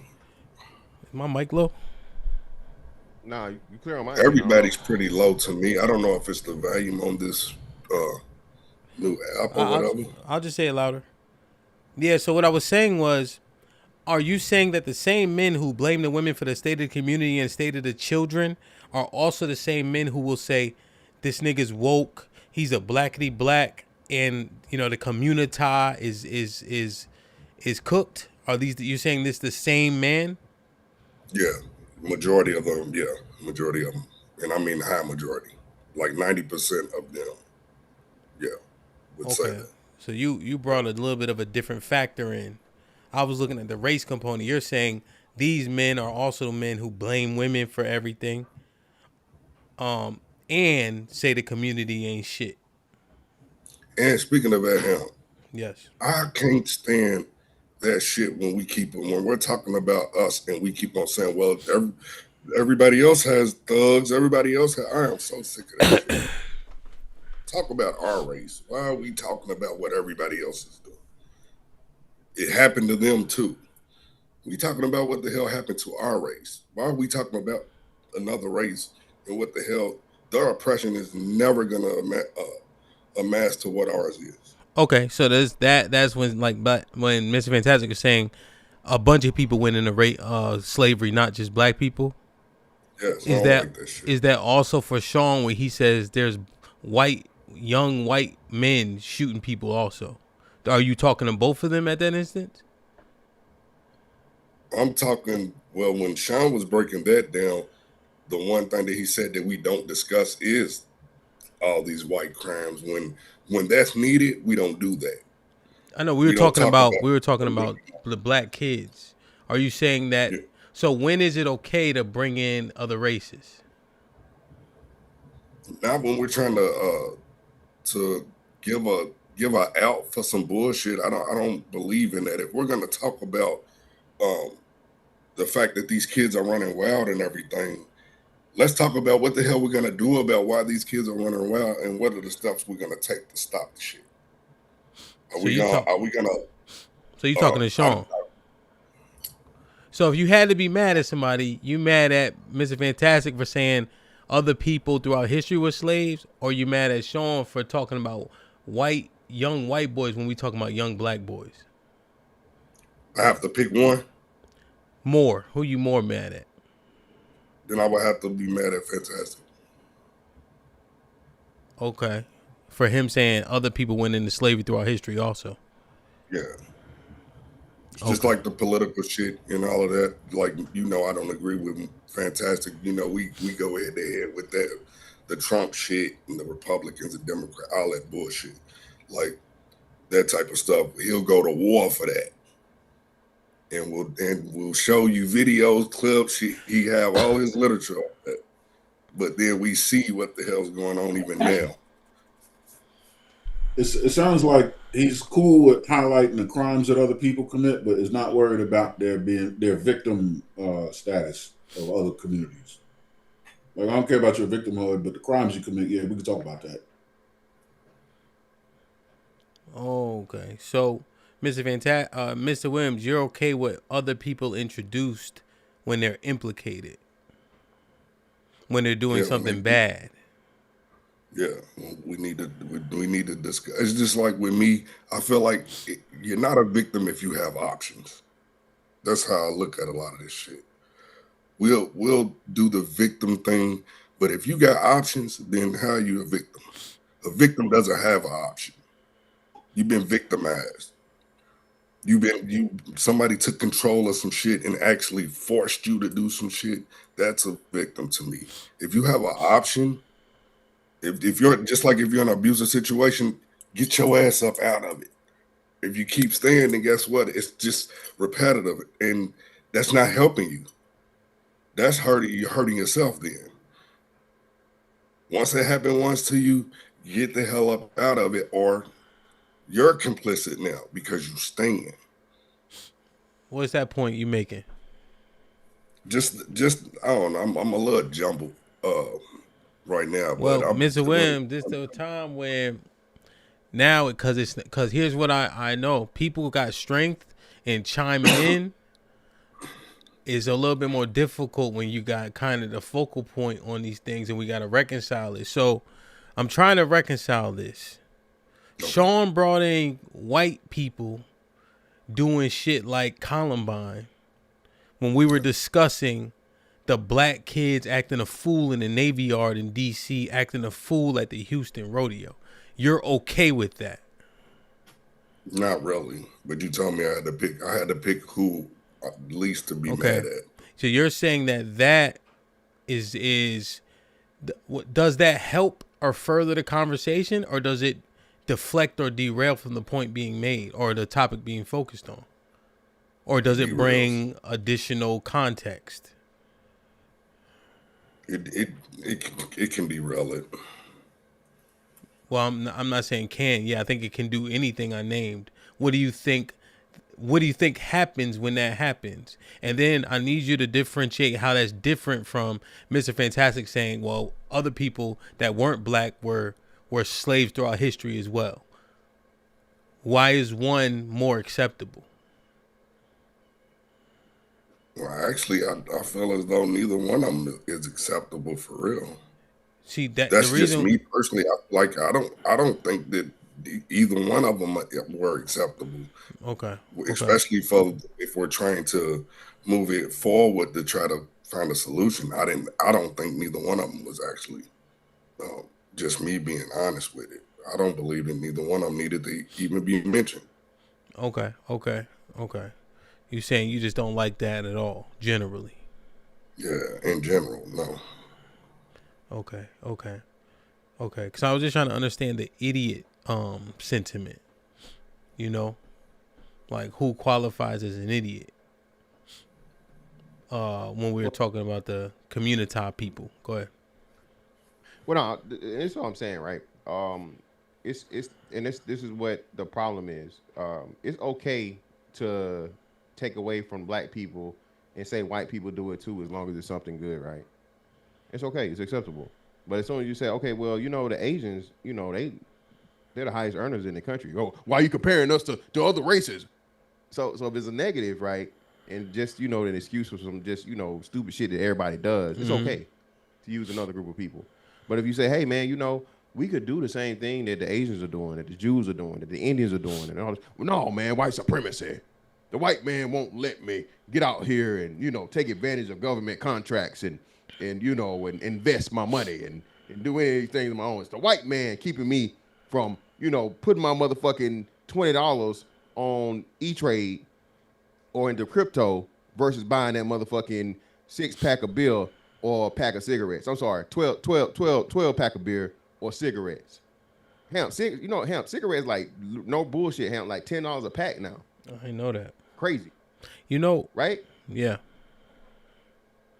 Go ahead. Well, I was gonna say to Mr. Fantastic, when I push at, if I was just speaking to that point directly, I usually push back at when people start to introduce a bunch of things. I think that when Sean did it, when you did it, I think that you guys are contextualizing, right? So where you could say, well, this behavior can be found prevalently in other people's situations. So when we are admonishing this particular race or group, right, be like it's a one-off. No, this is actual normal behavior, and it has happened consistently throughout time, but we are hyper-focused because we don't have context. I can see how that can happen. I see how why it may be valuable to introduce other races. However, I think most of the time, people are doing it to deflect. All right, so are you saying most people or most? So that's where I'm curious though. How are you deflecting if you're saying, especially from a positive standpoint? Why don't we? And this helps Sean's point about building an infrastructure. I just don't understand how that would be a deflection. Well, so like for instance, you know, if Sean goes back to Columbine, which is what, 25 years now? Yeah, damn near 30. Yeah, it kind of is like, well, are we trying to kind of blur what it is we talking about these motherfuckers just fighting in the middle of the Navy Yard? Which yeah, is, I understand the negative part, but I'm talking on the positive side. Okay, well, I'm saying I'm saying I understand context, and I also understand introducing that, well, they did it too, is deflective. When you did it, I think it's kind of deflective too. Honestly, if I'm just thinking through it. But it does add context for people who maybe don't know it, as does Sean's. However, I don't think it like bolsters the conversation anymore. Like, I don't think when people hear that, they like, oh shit. Like for instance, if we start talking about, go ahead. No, but that's what I'm saying, right? So to Sean's point, right? It was a great point. Mr. Williams also, right? Whenever we want to, I don't want to necessarily say excuse, but like say dismiss or deflect from poor black people's decisions. Constantly we get this thing, well, the white boys do this, you know, every time they win the Super Bowl, they tear down the street signs and the light posts and shit. Yeah, bro, I'm not denying that, brother. You're right. You know what I'm saying? Philadelphia is like one of the worst fucking places you could ever win anything in, right? Them white boys gonna tear that shit up. Not the niggas. Ain't McMill and them with them motherfucking, you know, on the motherfucking motorbikes and shit. You know what I'm saying? Ain't gonna be them. It's gonna be them white boys, right? We understand that. Mm-hmm. The thing I'm saying though is that once we get in from a positive standpoint, you have to look at it and be like, okay, if we're trying to build this infrastructure, we're trying to be better, right? You have to take a blueprint that's proven to be successful. And the fact of the matter that you have other groups of people that have the blueprint, right? White included. Why are we not copying that playbook? Why are we not running those plays? Instead, ultimately, like I said, HAMP, it being white supremacy is the issue and the problem when you got other people that have experienced racism also, right? Y'all think fucking white folks just love that fucking Asians? Where do you think China man came from? Where do you think a lot of these, we didn't make up these motherfucking words, right? The white man's racist against everybody. And then what makes it so crazy, we talk about the white man racism, but we don't talk about the Indian man racism. Indians hate niggas. And Indians is like, you know, they above the white man too. So that's what I'm saying. I'm trying to, I don't give a fuck about people not liking me, bro. Okay, that's not gonna, me focusing on people not liking me is not anything I can change or help. What I can say is though, hey, these motherfuckers killing it right here, they're killing it right there, and they're doing this to do it. Let's copy that and do that. Fuck all the rest of the shit. You never gonna erase racism.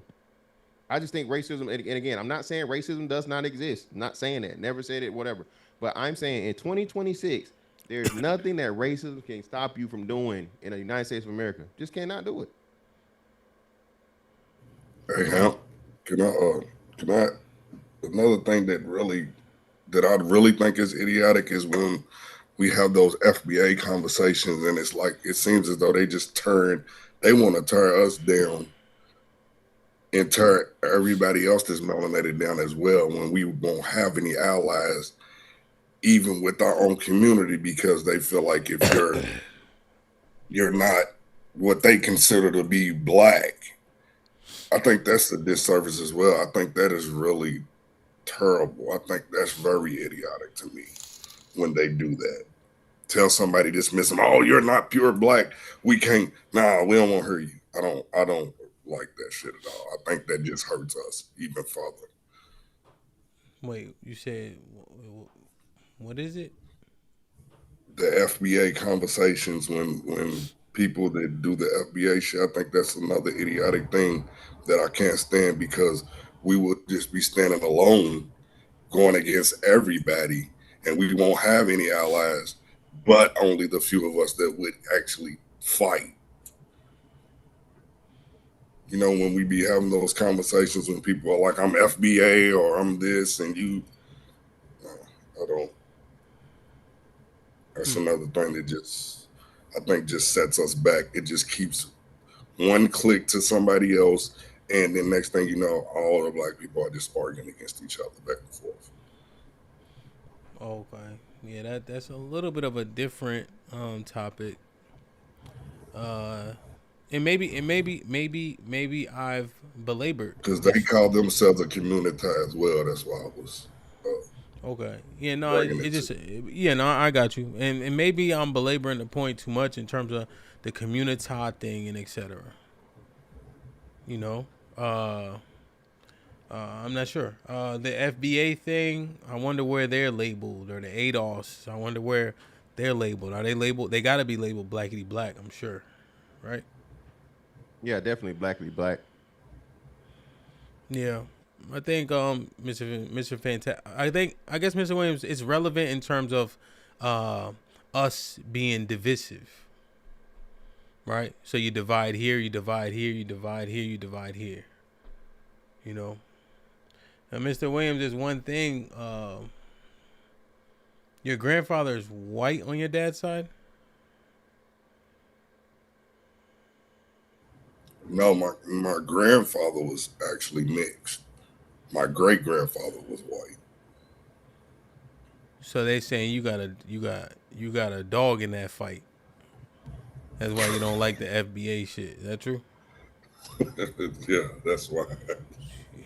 But I did the little test. I got a lot of black in me. False. But yes, William Williams Sr., he was mixed. He was a mixed man. And then my grandmother was black, so you know how they go. So yeah, and I'm the third, so. Okay.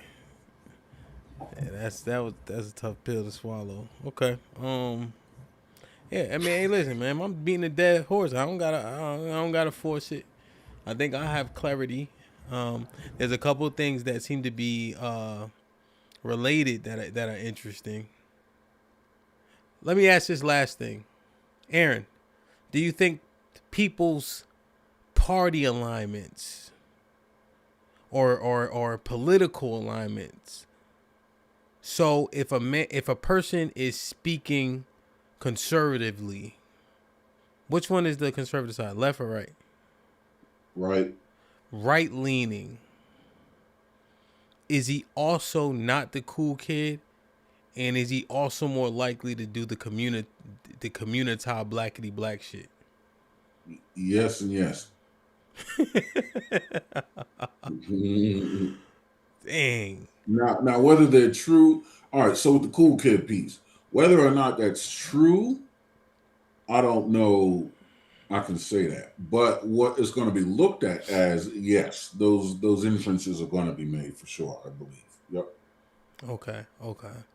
So the conservative aspect is almost. Do you think that's more likely than the cool kid aspect almost? Yes. Yeah. Yep. Far more. Do you think that person is also likely to be almost like way more capitalistic viewing? A lot more, yeah. Mm-hmm. I think just the conservative overall is almost synonymous with the people that would do that. And then secondary to that would be their interest in capitalism. And then after that, their social status as far as, yep, I will put them in order just like that. Okay, I see the order. I see the order. Yeah. Do you agree with that, Mr. Fantastic? Yeah, I think Aaron's assessment is right and exact. Conservatism is something that's anti-black. Conservatism is seen as anti-black off the rip. So if you're seen as anti-black and worshiping a white man and all these other things, so on and so forth, it's synonymous. You can't escape it. Sean, do you think a black man being a MAGA supporter is anti-black? Yes. Because I believe MAGA is anti-black. Damn. But being a Republican, no. No. Okay, but you're saying the MAGA specifically is anti-black.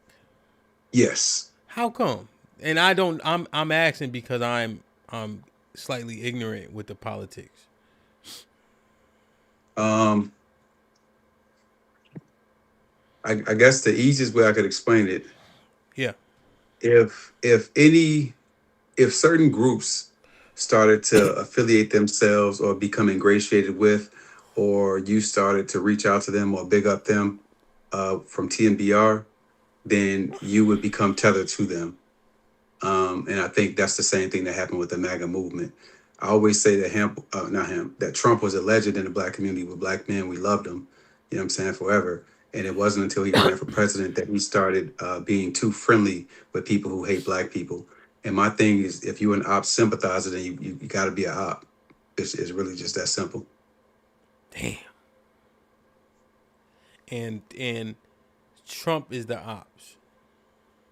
The white people the organizations and the white people who hate black people, and Fantastic is right, it's way more than just the white people. The people who hate black people is the ops. If you hate me, then I hate you. It's got to be that simple. And if you fucking with them, then you can't fuck with me. It's really that simple. Now, once again, this don't mean that the Democrats are some great motherfuckers. I'm not saying that at all. I'm just saying these people overtly hate black people. So if you fuck with them, then you can't fuck with me. Damn. Okay.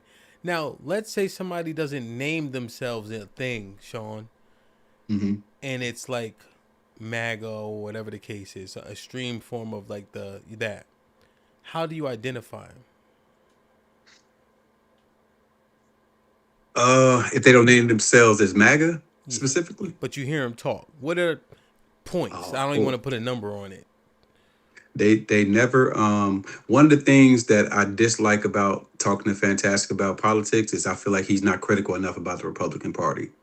When I know that he's very insightful, and there are areas at which, like even right now, I asked Fantastic and Aaron months ago, are we?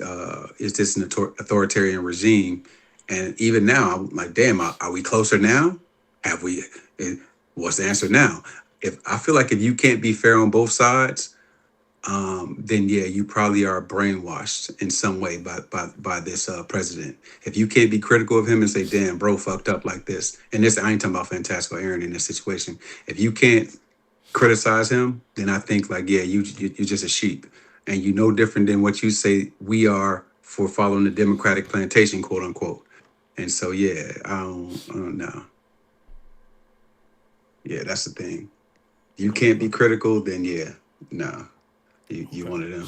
What's an objective thing that you've seen them not be critical? Like, what's something that like is like obvious, or it's like most reasonable people would be like, yeah, that was that. The obvious thing is that he swindled the American people, and specifically, let's talk about. We can start with the Hispanics. We know for sure, they know now that he swindled the shit out of them. Okay. Even them Cubans and shit that thought, oh, he's just gonna take the criminals. Nah, he gonna take all you motherfuckers, all the Haitians and all these motherfuckers. Like, oh yeah, we have we good, we natural. Nah, you getting up out of here too, buddy. They putting you on the raft too, big dog, and kicking you out into the ocean too, big dog. Hope you can swim. You feel me? So anybody who can't state the obvious, damn, this nigga has fucked up. He didn't provide us with any tax cuts. I hope y'all filed y'all taxes. I still had to pay money just like I always had to pay money. I didn't get no fucking tax cut. You know what I'm saying? That shit didn't help me. And I'm sure I make more than, some people in the chat, but that shit didn't even help me. He hasn't, on our level of business, me having multiple small businesses, he hasn't made the small business community better in any way that matters to me. He hasn't been transformative. He had all the things he said he was going to do. I argue with people about us sending money to Ukraine under Biden. We still sending money to Ukraine, and also we're now in a real war. So the people who can't point out those obvious things and say, damn, I was riding with this nigga, man, and now look at us. We're in a whole nother fucking war that just cost us $11 billion in a week. If they can't outwardly say that without being prompted, then yeah, shit like that. Shit like that. Shit like that. Shit like that. Shit like that. Mr. Fantastic. Well, let me read these 2 super chats. Aaron, I want to hear y'all thoughts. I'm just trying to make sure I understand this before we get out of here. Dad, bruh, salute to the $10 ball. Says, you know what the only thing that has been proven to make a group of people into a strong community? It's building families. Families are the strongest institution in the world. Look it up. Negro, please salute the OGJ Speed in the building. What's up, OG? Hope all is well, man. With the $5 says, if we have to spend this much time to convince black people what's really going on, we already doomed. Peace enough said. Yeah, I think it's just understanding the terminology. I think that there was a trend for a long time. Now, this is internet, to where terms were used. Well, I think we use a lot of shit colloquially, but terms just get thrown out there. I don't like a particular talking point. You a simp. You a this. You a that. Right? So I'm trying to understand this to when it's used, I can make sure either I got to dissect what they're saying, dissect the person, a little bit of both. So we're just trying to put some, like, almost like an image around who qualifies as what and when. And is it used mostly to disparage, or is it used justifiably so given the situation? Hey, Ham, one more important one, right? Yes, sir. They say that Republicans are for smaller government and less government intervention. Can we honestly up here say that this isn't some of the most intervention we've seen from the government in our lifetimes? Think about it. Private companies had to change everything they were doing or else because of the policies with DEI and shit like that. Now, it's fine for the federal government to have those policies, but when private companies have to change everything that they are doing because of that, that is, to me, government overreach. And I would think that that would be contrary to conservative principles, real conservative principles. But for some reason, I have not heard my conservative friends discussing that. And I don't even know why. They should be the main ones. Like, damn, bro, that's an overreach.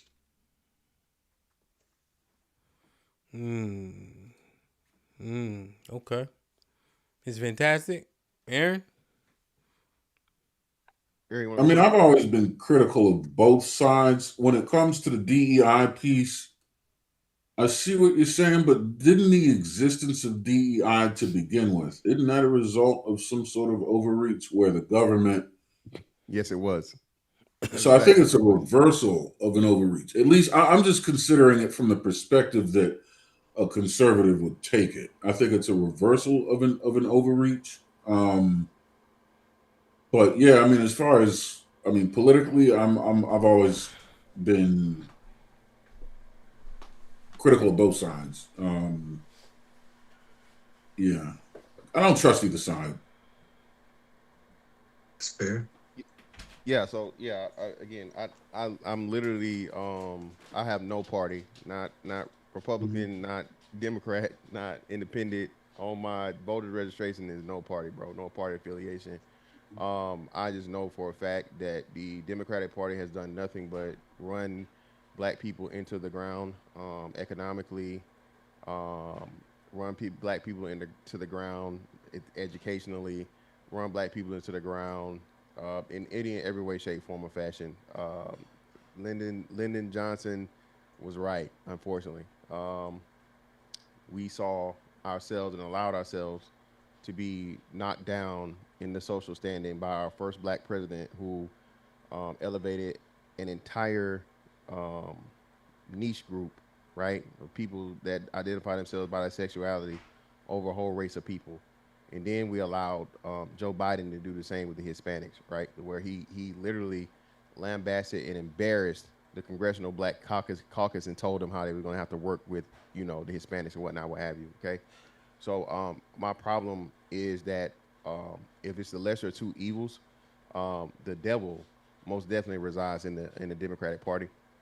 And to your point of the Trump thing, again, I don't agree with the war. Again, it's kind of crazy. I just going with the military guy, but at the same time, I understand further than just the surface level of what it is. Just like I told you guys about the Venezuela deal, right? Does anyone know that America just did a huge gold deal with Venezuela? Does anybody know that? Does anybody talk about that? Of course not, right? Because niggas just hate Trump so much. Do people not know that we're making a complete and total transition of the entire monetary system within the world? And pretty much what Trump is doing is he's trying to make the U.S. dollar survive as long as it possibly survive before being overtaken by China, who's backing their currency, or I won't say backing their currency, but looks like for all intents and purposes, having deals of backing their currency with gold because they've been collecting it now for over the last 3 to 5 years. Venezuela being one of the things also. Same thing to go with silver. Again, people are so emotionally invested that they don't do any research and look into the underlying things other than just the surface. This whole oil thing that's going on right now, China had a deal to do with China, and as we know, if you're going to help the dollar survive, you have to do the thing where the dollar is still king. The dollar is being replaced. So you can say that it's making excuses for Trump and so on and so forth. But again, if you do just a little bit of research and get the emotional, the political emotionality out of it and see the bigger picture and look down the line and understand what's really being done, the ends and justify the means, right? So I think that's what the situation we're in. Mind you, this is not the same situation that like Gaddafi was in and so on and so forth, because Gaddafi was, people forget that Barack Obama did the same exact thing.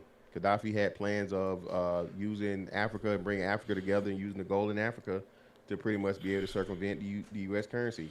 At the end of the day, all this stuff is about the money, and there is no real money. So being that there is no real money, and you have this this fight for resources and things that are going to replace the new monetary system, I mean, it is what it is.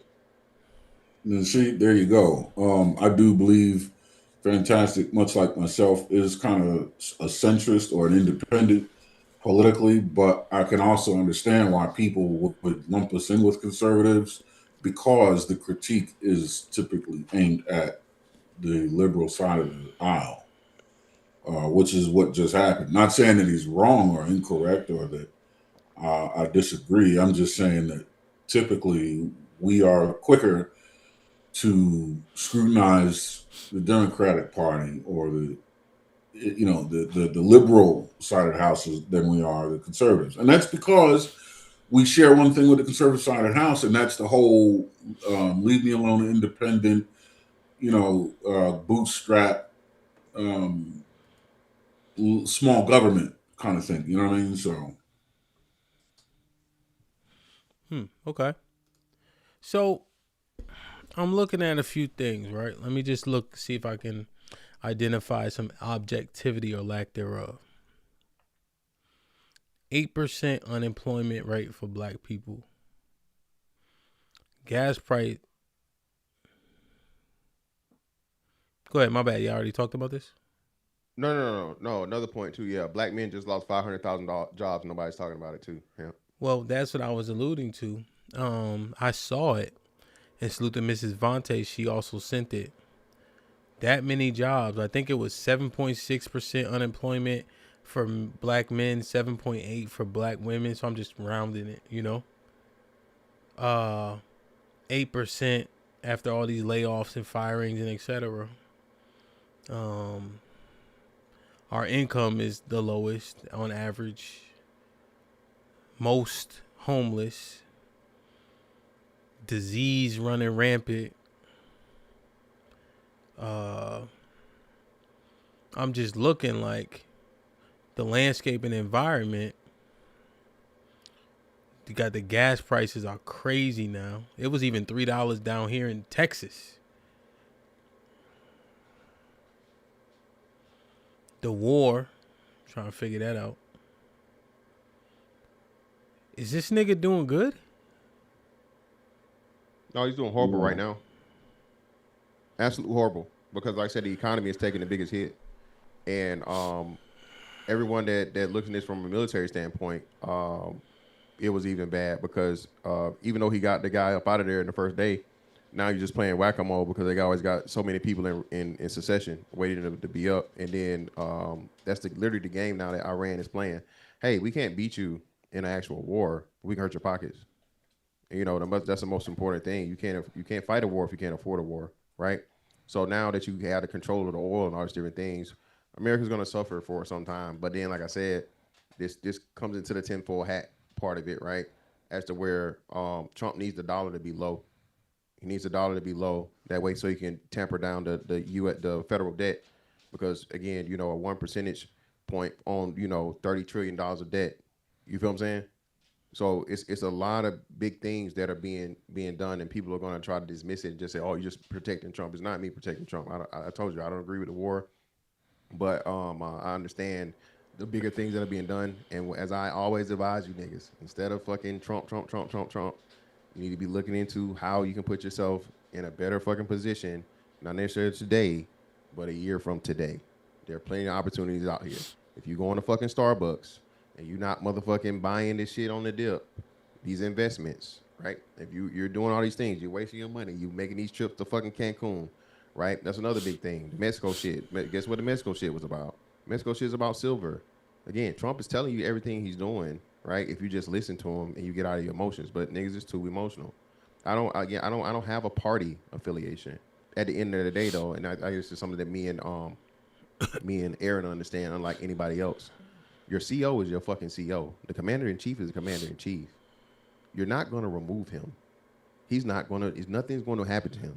So the way he's doing things, even though you may not like it, you have to fucking deal with it. You got, 3 years left at this point. You can sit back for the 3 years and fucking complain. That's not going to do you absolutely anything. Or again, you can focus on what's actually being done and put yourself in a more advantageous position. Okay? That's that niggas is more focused on hating Trump than fucking benefiting from the shit that Trump did. Hell, we talked about what niggas, silver's down now, but silver's still $20 up from what it was, $20 to $30 up from what it was, 4 months ago? Mm-hmm. Right? And projected hemp to be 2 to 3 times to 5 times more than that, depending, right? But again, niggas is more focused on hating politics that they don't give a fuck about until every 4 years. You didn't vote for your city council. You didn't vote for your school board. You don't even participate in your local fucking elections. But you niggas only obsessed with the fucking president. Oh, and Jasmine Crockett losing. I just want to let y'all know I got 12% battery left, so if this blanks out, my battery died. It's all good. Let me make sure. Oh, AR Smitty, salute. I seen Lex also had her 24-month being a member as well. This app doesn't save those things too, but it did pop up on the screen. I just want to say salute to y'all. And there was one more I saw, but the name escapes me. AR Smitty said, "What up, little DJ Hamp? Keep your foot on their neck." I got you, man. You already know. Okay.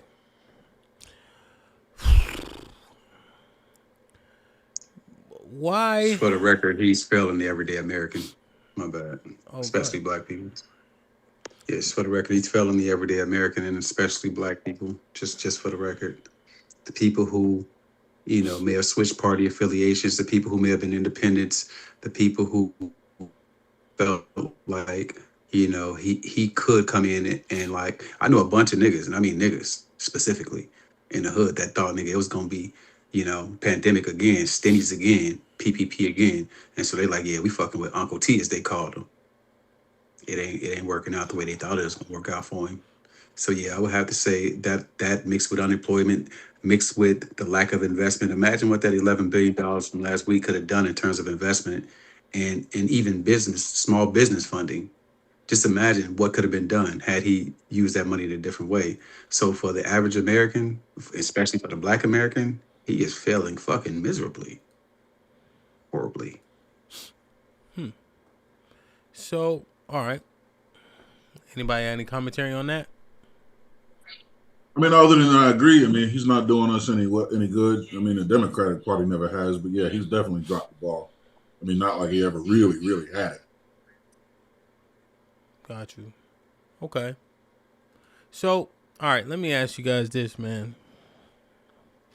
How can I identify a coon? I just want to make sure I do a better job than what I'm already in. How do I identify a coon? It's a broadcast. Pay attention to what they saying.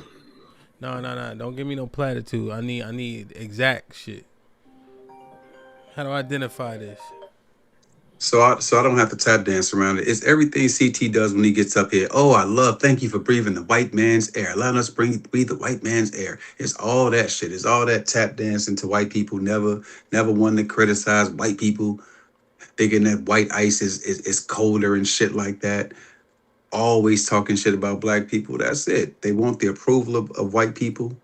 They revere white people.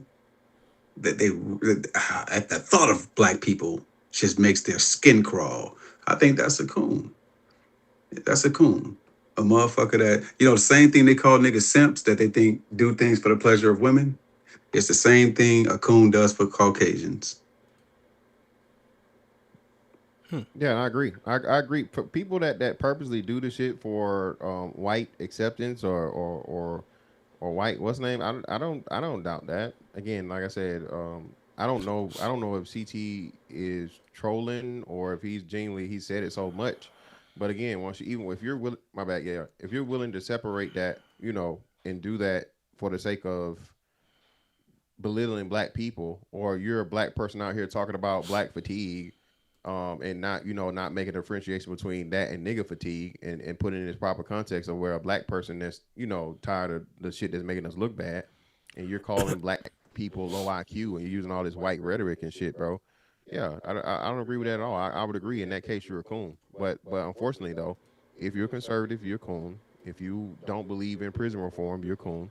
If you don't believe in you know, helping these kids that ain't yours and you know, putting them at the top of the list and you know, taking care of these, mentoring these kids, you know, you're coon. So it just is what it is. I mean, at the end of the day, I look at it like this though. The people that quote unquote are going to be the coons are going to be okay, more likely than not, because their ideology aligns more so with things that are going to make you successful in the system, right? And at the end of the day, you can be mad, you can be upset, you can feel ways, right? But ultimately, you wanna fucking be crying and whining and all this other shit and dissatisfied and be poor, or be, you know, uncomfortable financially, or you want to fucking understand how the shit works and dominate and be okay and be comfortable or be successful, not only for you, but for your generations to come.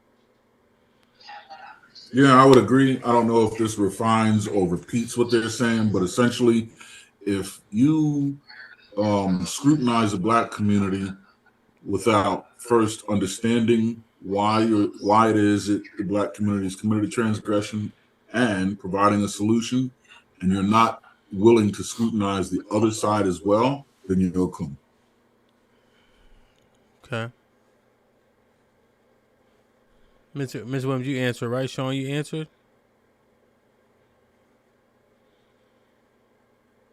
Sean answered. I don't know about Mr. Williams, but let me say this too.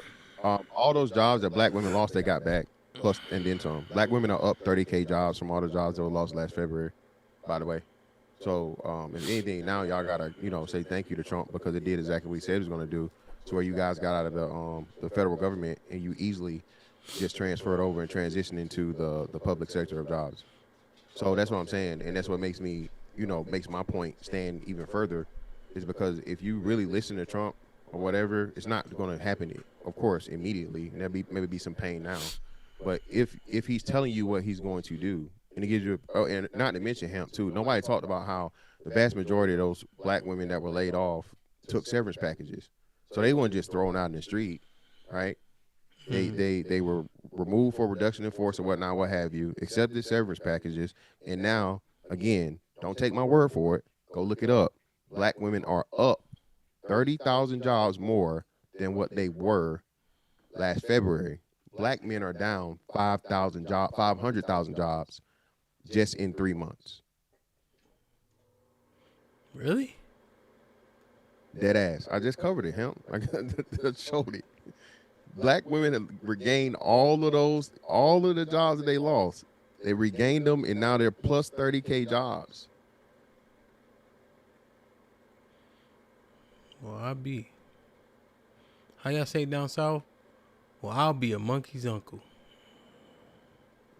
That ain't no shit that we say. That might be some white folk shit. We don't say that. Don't nobody say that shit up here. So what we saying? Like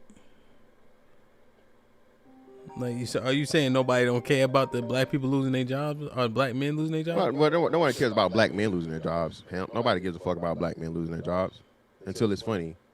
It's only okay to bring up black men's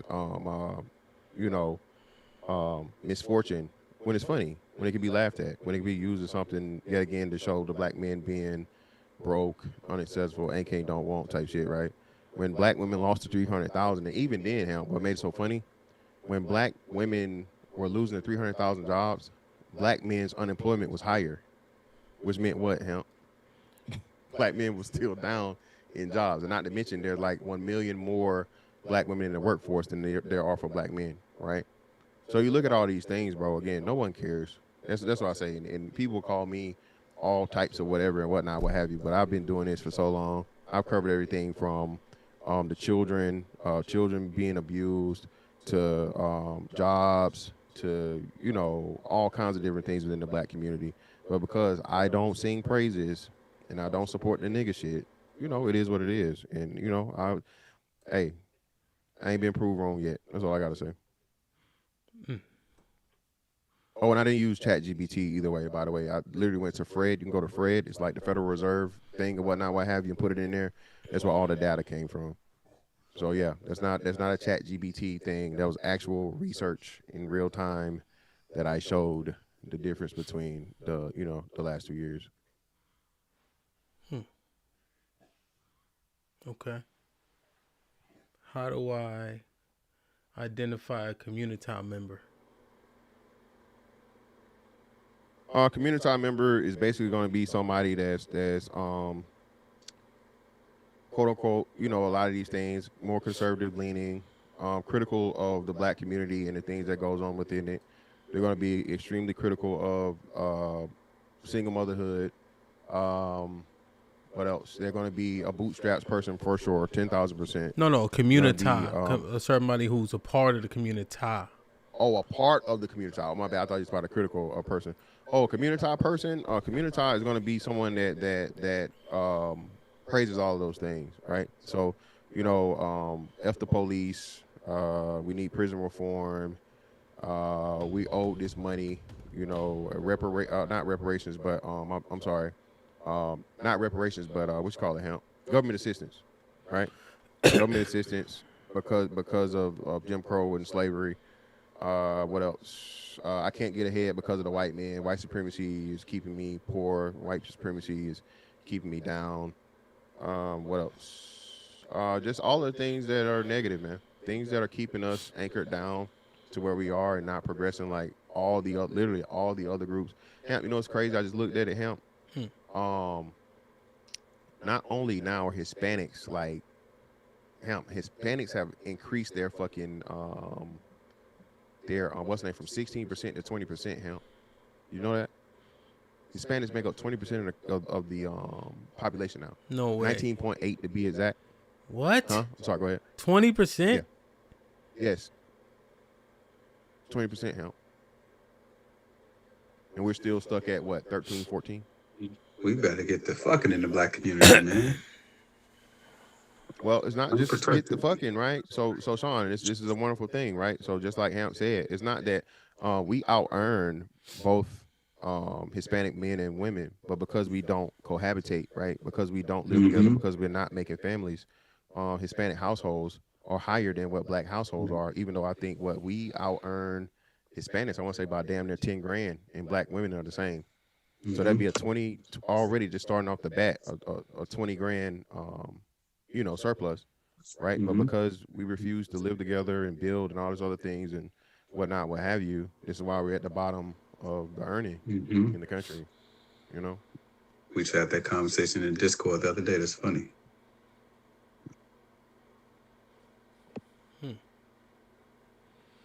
Okay.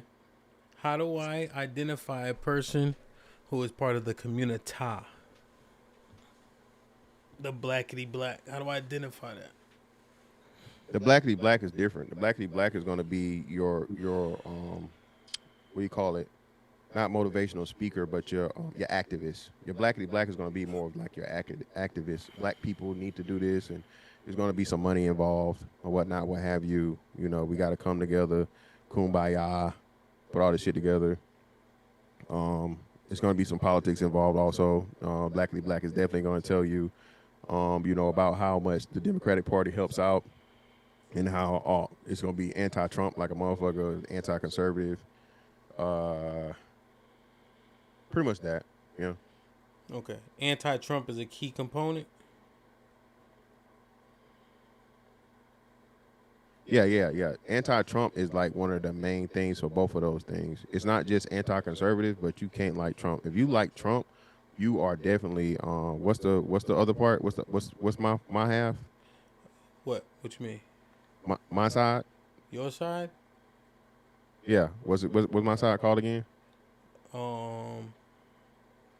The black what? The coons. Yeah, the coons and the whatever. Your side. The coons and the the coons and the what was the other one? It was coons and something else. Whatever it is, right? But yeah, you're definitely a coon. If you like Trump at all in any way, shape, form, or fashion, you're a coon. Point blank period. Ain't no question. The young boys say if you glaze Trump. Yeah, you're a glazer if you say anything other than Trump bad though. Like I said, Ham, I literally just gave people a lot of things, and like I said, if you just because you don't listen to what I'm saying, just challenge it. Look at what it is. Do a little bit of research, bro. Like I said, just do a little bit of research. Do a little bit of research, bro, and understand the Venezuelan gold deal is huge. If you just do anything, you know, we love y'all over here, man. We greatly appreciate y'all supporting this shit. But expand your algorithm, brother. Expand your algorithm, shawty. You know what I'm saying? Learn something about some finances. There's a lot of shit going on right now, bro. A lot of shit going. You know what I mean? But again, if you just, you know, look at what you know and what you're used to, and you have these, another thing, it should be no emotions in politics, bro. Black people are too emotionally attached to fucking politics. There should be no emotion in this shit. Yeah, the emotional thing is it's hard for me to get emotional about the politics stuff. Like I don't know, I just look at things that potentially could hurt and things that potentially beneficial. You know, I'm never gonna read a bill that's 500 pages. You know. So I'm kind of looking at for things I can parse out that are overwhelmingly beneficial to what I got going on. You know? I look for things like taxes. If there's tax breaks or cuts, mostly breaks, I'm trying to figure out how I can leverage that. You know? I'm not overly sensitive about a whole bunch of shit. But we get into yelling, screaming, fussing matches, and I can't easily identify what either party has done for black people as a whole. I hear us complain about things that we contribute to, like inflation. All I'm saying is, bro, we complain about inflation. I don't think I seen a nigga send one of them stimulus checks back. So I just be kind of go ahead, my bad. Niggas ain't stopped buying cigarettes. Niggas ain't stopped buying liquor. Niggas ain't stopped buying Jordans. Niggas ain't stopped buying none of this shit. Niggas still spending the money, regardless of the fucking going up. At least now, niggas. Shout out to y'all. At least niggas taking a break on the shoes, so at least the shoes actually coming down to be on sale, right? But again, if you understood supply and demand, and you know how shit actually works, if we just refuse to motherfucking buy shit, bro, it's unnecessary shit, of course. You ain't got no, you can't do nothing with food and gas and shit that you need to live. But everything outside of that, you know. But hell, niggas just got shot over some fucking Wolf Grey 5s. Weren't them joints like $800? No, yeah, well, yeah, with the resale. Somehow resale got up to that for Wolf Grey 5s, Ham. Crazy. Don't even know how or why. I don't even know what they look like. But some fucking shoes, niggas was shooting and fighting and everything else. And you know, hey, it is what it is, man. But blame Trump. Yeah, I mean, it's not, yeah. Oh, if they blame, yeah. Because I remember back in 2011 or 12, Bill Collector, he's a battle rapper. He said, what'd he say?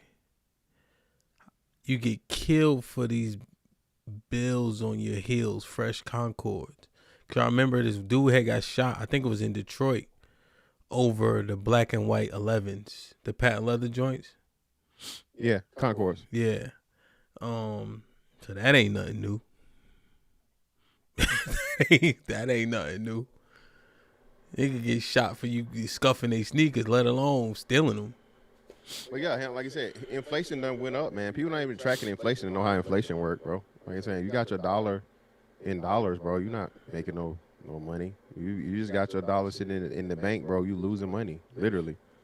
Word. If inflation is fucking 4 or 5%, right? Inflation is 4 or 5%, and you getting 0 or 0.01 interest on your fucking what's the name, right? You lose money. Your savings account, you lucky to get even 1% interest rate, APY. But the inflation is 4% is what they're telling you, and it's really somewhere around probably 6 or 7, right?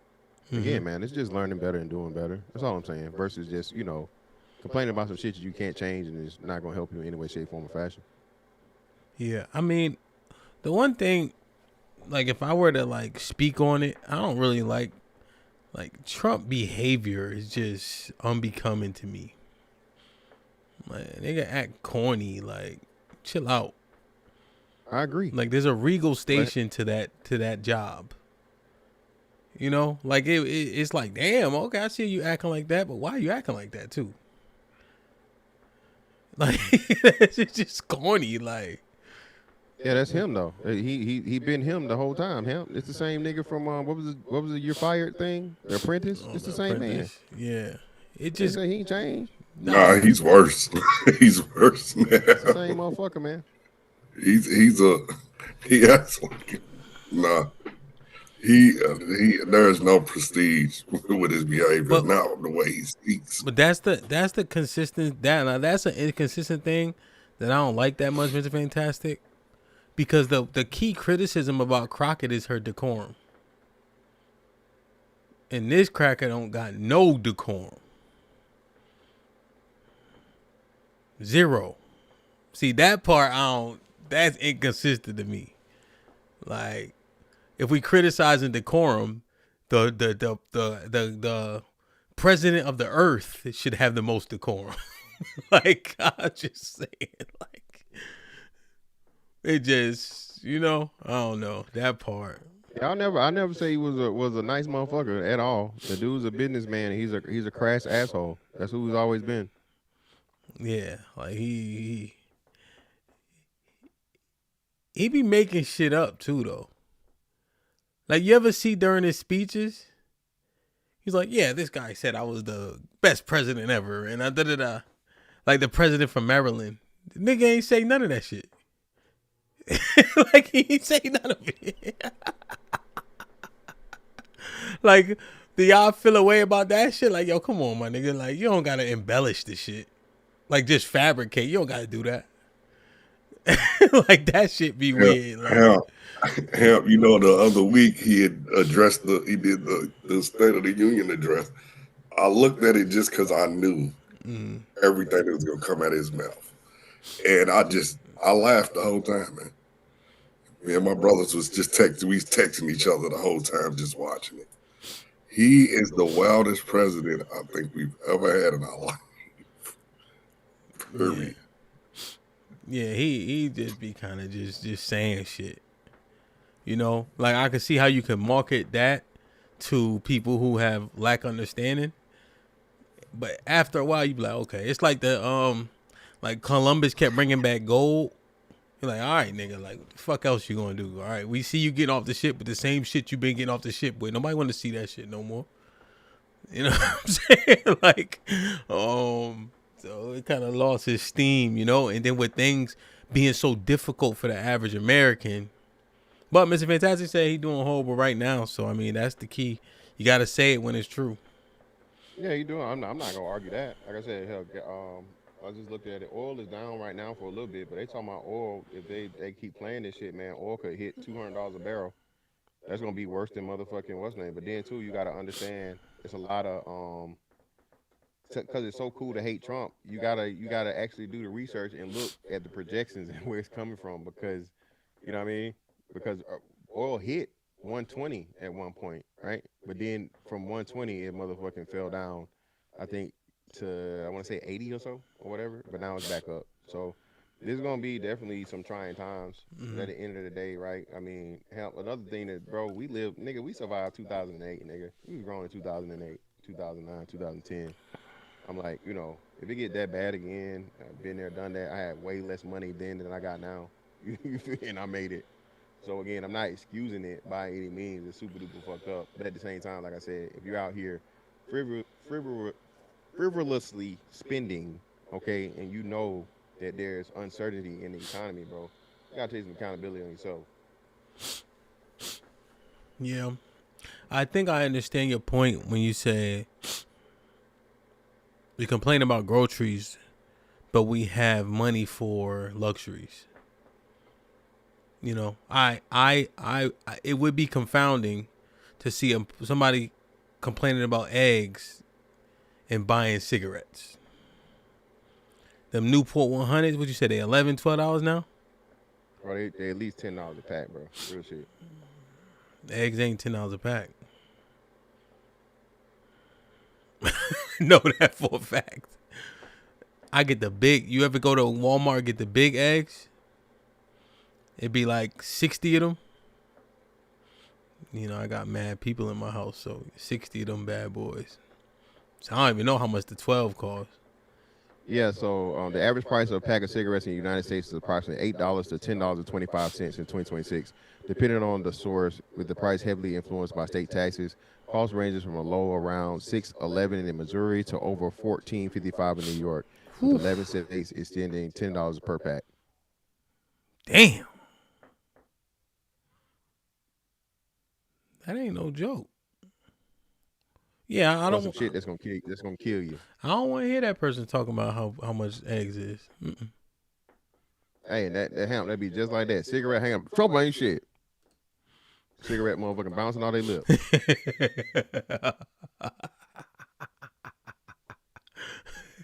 That always impressed me when people get talk with a cigarette on their lip like that. Nah, motherfucker. Goddamn told you. Yeah. That is a skill, man. It is an underrated skill. That is an underrated skill for sure, man.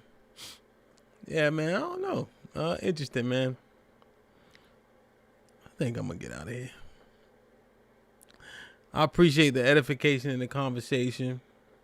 The politic thing always interests me. You know, the investment. And one thing that always is very interesting to me is like, regardless of what's happening, people can manage to stay on their side.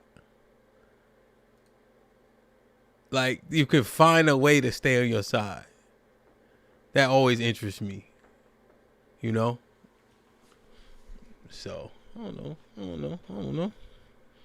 Also, now they talking about rolling cigarettes. Okay. So motherfucker making their own cigarettes. That's crazy. That's a dedication to cancer, unlike any other nigga. If you rolling your own cigarettes, man. God damn.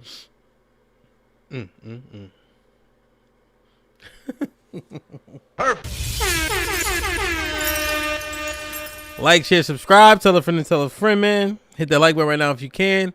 That helps the channel the most. I know Big Aaron phone died and all that. Mr. Williams, what you think, man? Perfect. Man, it was good conversation, man. It's good to kick it with y'all as usual, man. Up on the panels. This was really good. It gives you food for thought to just go ahead and keep doing more research, man. Like, yeah, definitely.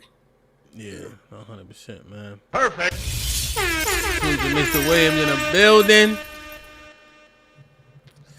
Appreciate y'all. Jump in the Discord. It was a dope conversation happening in there. Oh, shit. Hold on, let me fix this. Mr. Fantastic. Brother. What you think, man? Any final thoughts? Yeah, another great show, man. Shout out to Aaron. In his power deficiency right now, man. Hopefully they get that shit fixed up there. But yeah, man. Listen, at the end of the day, man. The quote unquote coons and whatever y'all want to call motherfuckers, bro. Listen, bro. You calling another black person a coon because they don't align with you politically, ideologically, bro, doesn't help anything. And shout out to Sean for giving credence to what I say all the time. There are a lot of black people out here that are willing to help and have wonderful ideas, but if you're gonna treat me like shit, bro, I'll just take my talents elsewhere, keep them to myself, right? You can't give people ass to kiss, bro, and then expect them to be, open to helping you. Where does that work? But that's how niggas think. At the end of the day, everything I said, man, don't believe nothing I said. Just do a little bit of research into it, man. All right, and if you listen to Fantastic, you'll be a whole lot better a year from now, all right, than what you may be in this fucking moment, bro. A lot of shit is changing.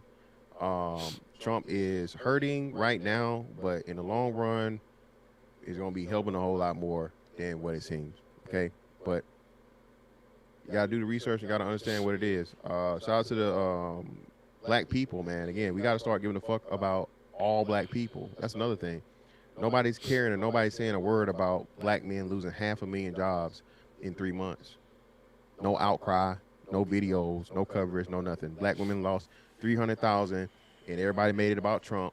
Everybody talked about it. It was in all the headlines. All the black women were talking about it. And now they're up 30K from a year ago. Black men not even fucking 2 whole months into the year, right? Not 3 full months into the year at this point, right? And 500,000 jobs is down the drain. So hey, man, if you're gonna care about black people, you gotta care about the straight black men too. Yeah, we gotta do more on that for sure, man. Reaper with the 10 says, why are y'all using the stereotype to make a point on who can complain about inflation?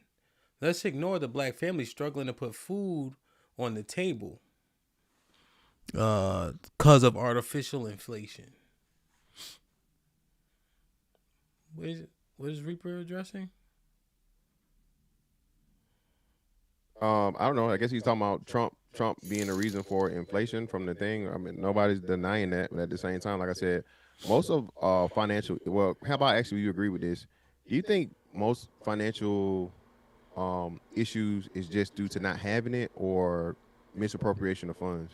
Oh, I would say a majority of it is misappropriation of funds. Okay, and that's all I'm saying. And again, I'm not taking up for Trump in any way, shape, form, or fashion. But again, I think as much as serious as niggas make money, right? As much as niggas talk about money and whatnot, what have you, and not have understand the money, not knowing how to budget, not spending money on the right things, I think that's another big problem within itself also. Yeah, I think because here's the thing, right? Generally speaking, on average, the biggest bill is people's mortgage or rent, right? And people are living in places in which they can afford to live, and it's still 30% of their income. So what you do is, if their apartment is $1,000 a month, right? Usually people who are living in a place like that, that's 30% of their income. So it's scalable and still an issue, right? The money that you have, how you allocate that money makes or breaks your situation. You see? They don't got a $3,000 mortgage or whatever the case is. They got a $800 rent payment that they got to make based on $30,000 a year, right? And yet and still we put ourselves in a conundrum because our disposable income, we dispose of it on things that we don't need. Right? Every time you stop at the corner store and get a sink, like let's say you smoke, right? What do people do, Mr. Fantastic? They get a single Black and Mild for $1 as opposed to a box of Black and Milds for $4 and it got 5 in it, right? Yeah. Because that's just those little things, but those habits, you can extrapolate that Add to the their fuck lifestyle. up. Yeah. Hamp. Stopping at fucking Starbucks and getting a fucking grande fucking latte every morning for fucking $7, $10. How many months in a fucking how many days in a month, Hamp? Again, Hamp, I knew this. I got back, you know, we go on deployment and shit. Don't spend no money. You don't really got no money to spend, hella money, whatever, right? But you know you got money, so you in the back of your mind you got money. Hamp. I was fucking got back and they had a vending machine right outside the shop, right? Hemp, I was buying a fucking super duper fucking honey bun every day, Hemp, literally.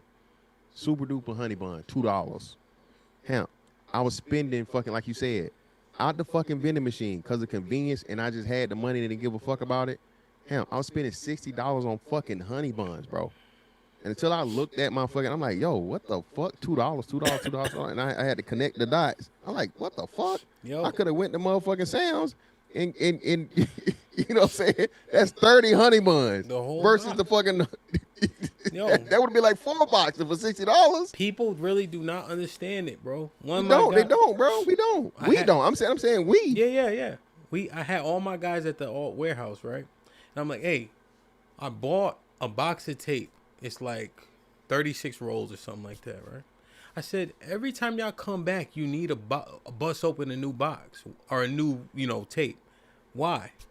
Oh, we forgot it. Guys in the bottom of the box. I said, but you keep losing it every day, essentially. One of the guys made a snarky comment. I'll give you the $3. That's okay. Now do 3 times 5 times 52. Do you have that much money to just give me? Why don't you give it to me now since you plan on losing tape? Right? But he didn't understand. It's only 3. No, 3 times 5 times 52 times 2 or 3 crews. Now what? But it's literally like, oh, it's only $3.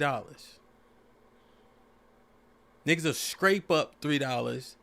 Would it be their last $3 to get a pack of components? Yo, we fucked up, bro. It ain't just the sneakers, Reaper. It's the thinking. It's the thought process. Even us who got a little bread, we have same bad habits. It just doesn't affect us the same way, right? Until it starts to be $200 or $300 that we can't help but spend. Hell, what the fuck I told you? My dumb ass had to stop eating out, bro. Eating out, bro. That's $20 a meal a day versus fucking. You know what I mean? Yeah. You know what I'm saying? 100 in a week. Uber Eats. You feel bro. me? We spend $10 extra niggas. just out of convenience. Yeah, man. Like I'm saying, you get a whole house full of groceries for fucking a Uber Eats bill for the week or like the month.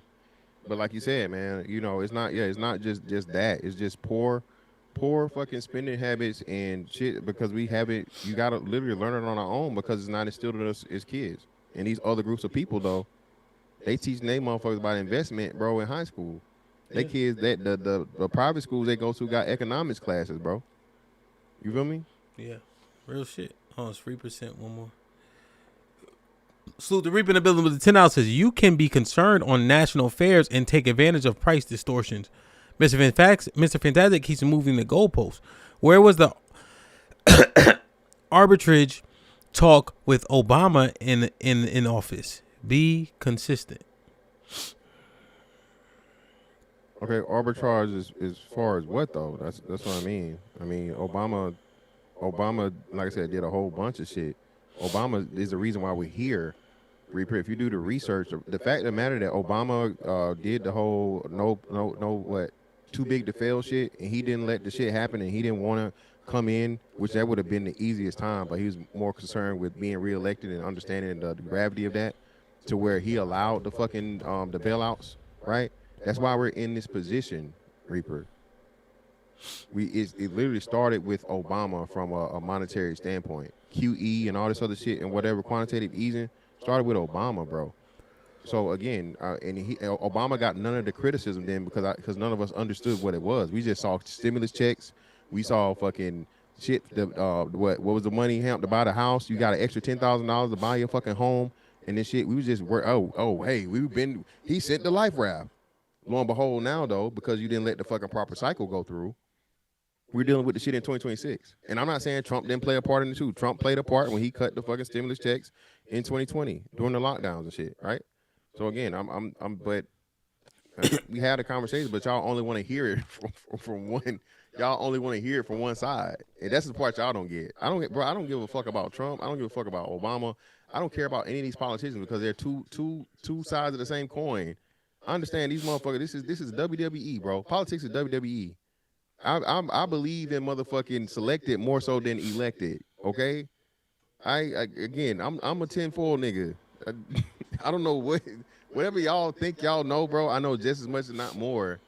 But you know, a lot of shit y'all never even studied or looked into. So again, that's why I say it, man. It's just, it is what it is. Cheeky with the $5 says, "We gonna see who on the wrong side of history when it's all said and done. Watch and remember."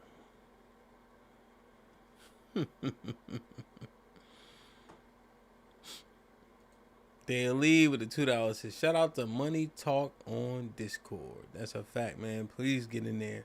They be talking about all this good shit, man. I don't know. It's interesting, man.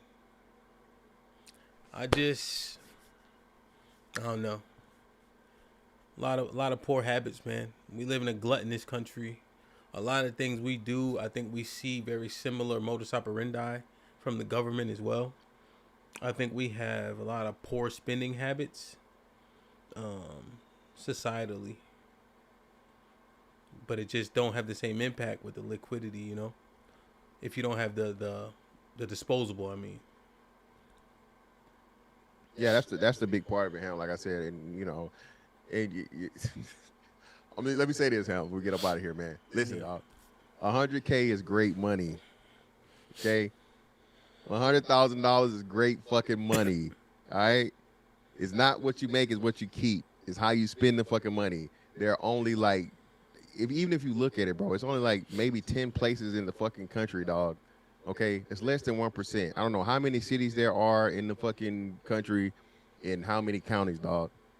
Being that you're able to remote work, that's even better. Okay. If you're making $100,000 and you are spending your money wisely, that is more than enough to make it. You know how? Because, Hemp, do you know any motherfucking McDonald's cashier making $100,000? No. You know a Walmart fucking worker outside of maybe a general manager or something making $100,000? No. All right. So again, man, we got to get out of this thing to where you quote unquote broke or whatever if you don't make 7 figures or high 6 figures or whatnot, what have you. The money you have, bro, take care of it. Okay? And the reason I know this because, nigga, way before I ever even got close to 6, bro, I was doing it with motherfucking half that. Okay? And that was doing it with half that, paying a mortgage and paying rent at the same time and taking care of kids and paying child support and a whole bunch of other shit. So if I can make the shit work, bro, and have a little bit of money left over before I got my fucking raise and turn into a whole bunch of money, bro, we got to get out of this mindset to where you just not making it unless you living like a fucking NBA player and you driving the motherfucking Benz and first class flights and all this other shit, man. Yeah. Yeah, I think 100,000 is pretty solid, man. I recommend just layman things like Rocket Money, right? Because it'll just comb your account and say, hey, here's the allocation of said things. Even if you don't pay for it, it'll surprise you about how much you're spending. It'll let you know subscriptions that you don't even know you had that you're paying double for, et cetera, right? And I think that if we just take advantage of those things, you can save yourself a couple $100 a month. And I think that, that'll assist you. Right? Because the conversation that Reaper and Mr. Fantastic are attempting to have via chat and being on the panel is a bit above what our normal worries should be about. So I just recommend you take care of the money that you do have access to, and I think generally speaking, we don't do a good job of it. And like Callie said, we spend like the government, but the government can tax you. You don't got nobody taxed. And the government got the war machine behind it too. So I don't know. So that might be a difference maker. Perfect. Like that. This is fantastic. Any final thoughts? Perfect. Nah, man. Hey, great show, man. Listen, man. I'm sorry that Trump be hunting y'all nightmares, bro. But hey, I'm gonna say a prayer. Just get you a picture of Obama and put it up on the wall, and that'll counterbalance it. Okay, that's my suggestion. And take down that white Jesus when y'all get a chance. Hey, man, Blackity Blacks, woke, the Communitah, etc. When I was hearing these terms, largely they use it disparage. I think that your points have higher merit when you don't go to the ad hominem, rather break down the argument, especially when it's about things that are actually substantive. These things are often used about a conversation about the community. If you think communities cook, tell us why. The ad hominem attack actually hurts your argument, right? Because it's almost like you have nothing else to say, so you go to that to kind of deflect and act like the conversation is beneath you having. But the truth is, if you got some edification to lend it. Because we definitely need to improve, man. We definitely have to improve. So I'm hoping that y'all enjoyed this show and got some understanding about those terms. And we'll keep cooking, man. Get in the Discord. They had a hell of a conversation going. It'll extend after the show is done. Me and Relly will be in the building tomorrow. We got a lot to talk about. Suits to the POV tomorrow evening. I think we have to put the nerd archetype on the table for the women to break down. And on Wednesday, we continue the conversation from last Wednesday, but we're going to take a different approach. We're going to do 20-year increments, starting from 2026 to 2006. Let's assess what affected our community at that time and what's maybe the worst part of that so we can continue to dissect it. You heard? I love y'all. I appreciate y'all. Be safe and do the right thing, man. Like, share, subscribe. Tell a friend to tell a friend. And we out.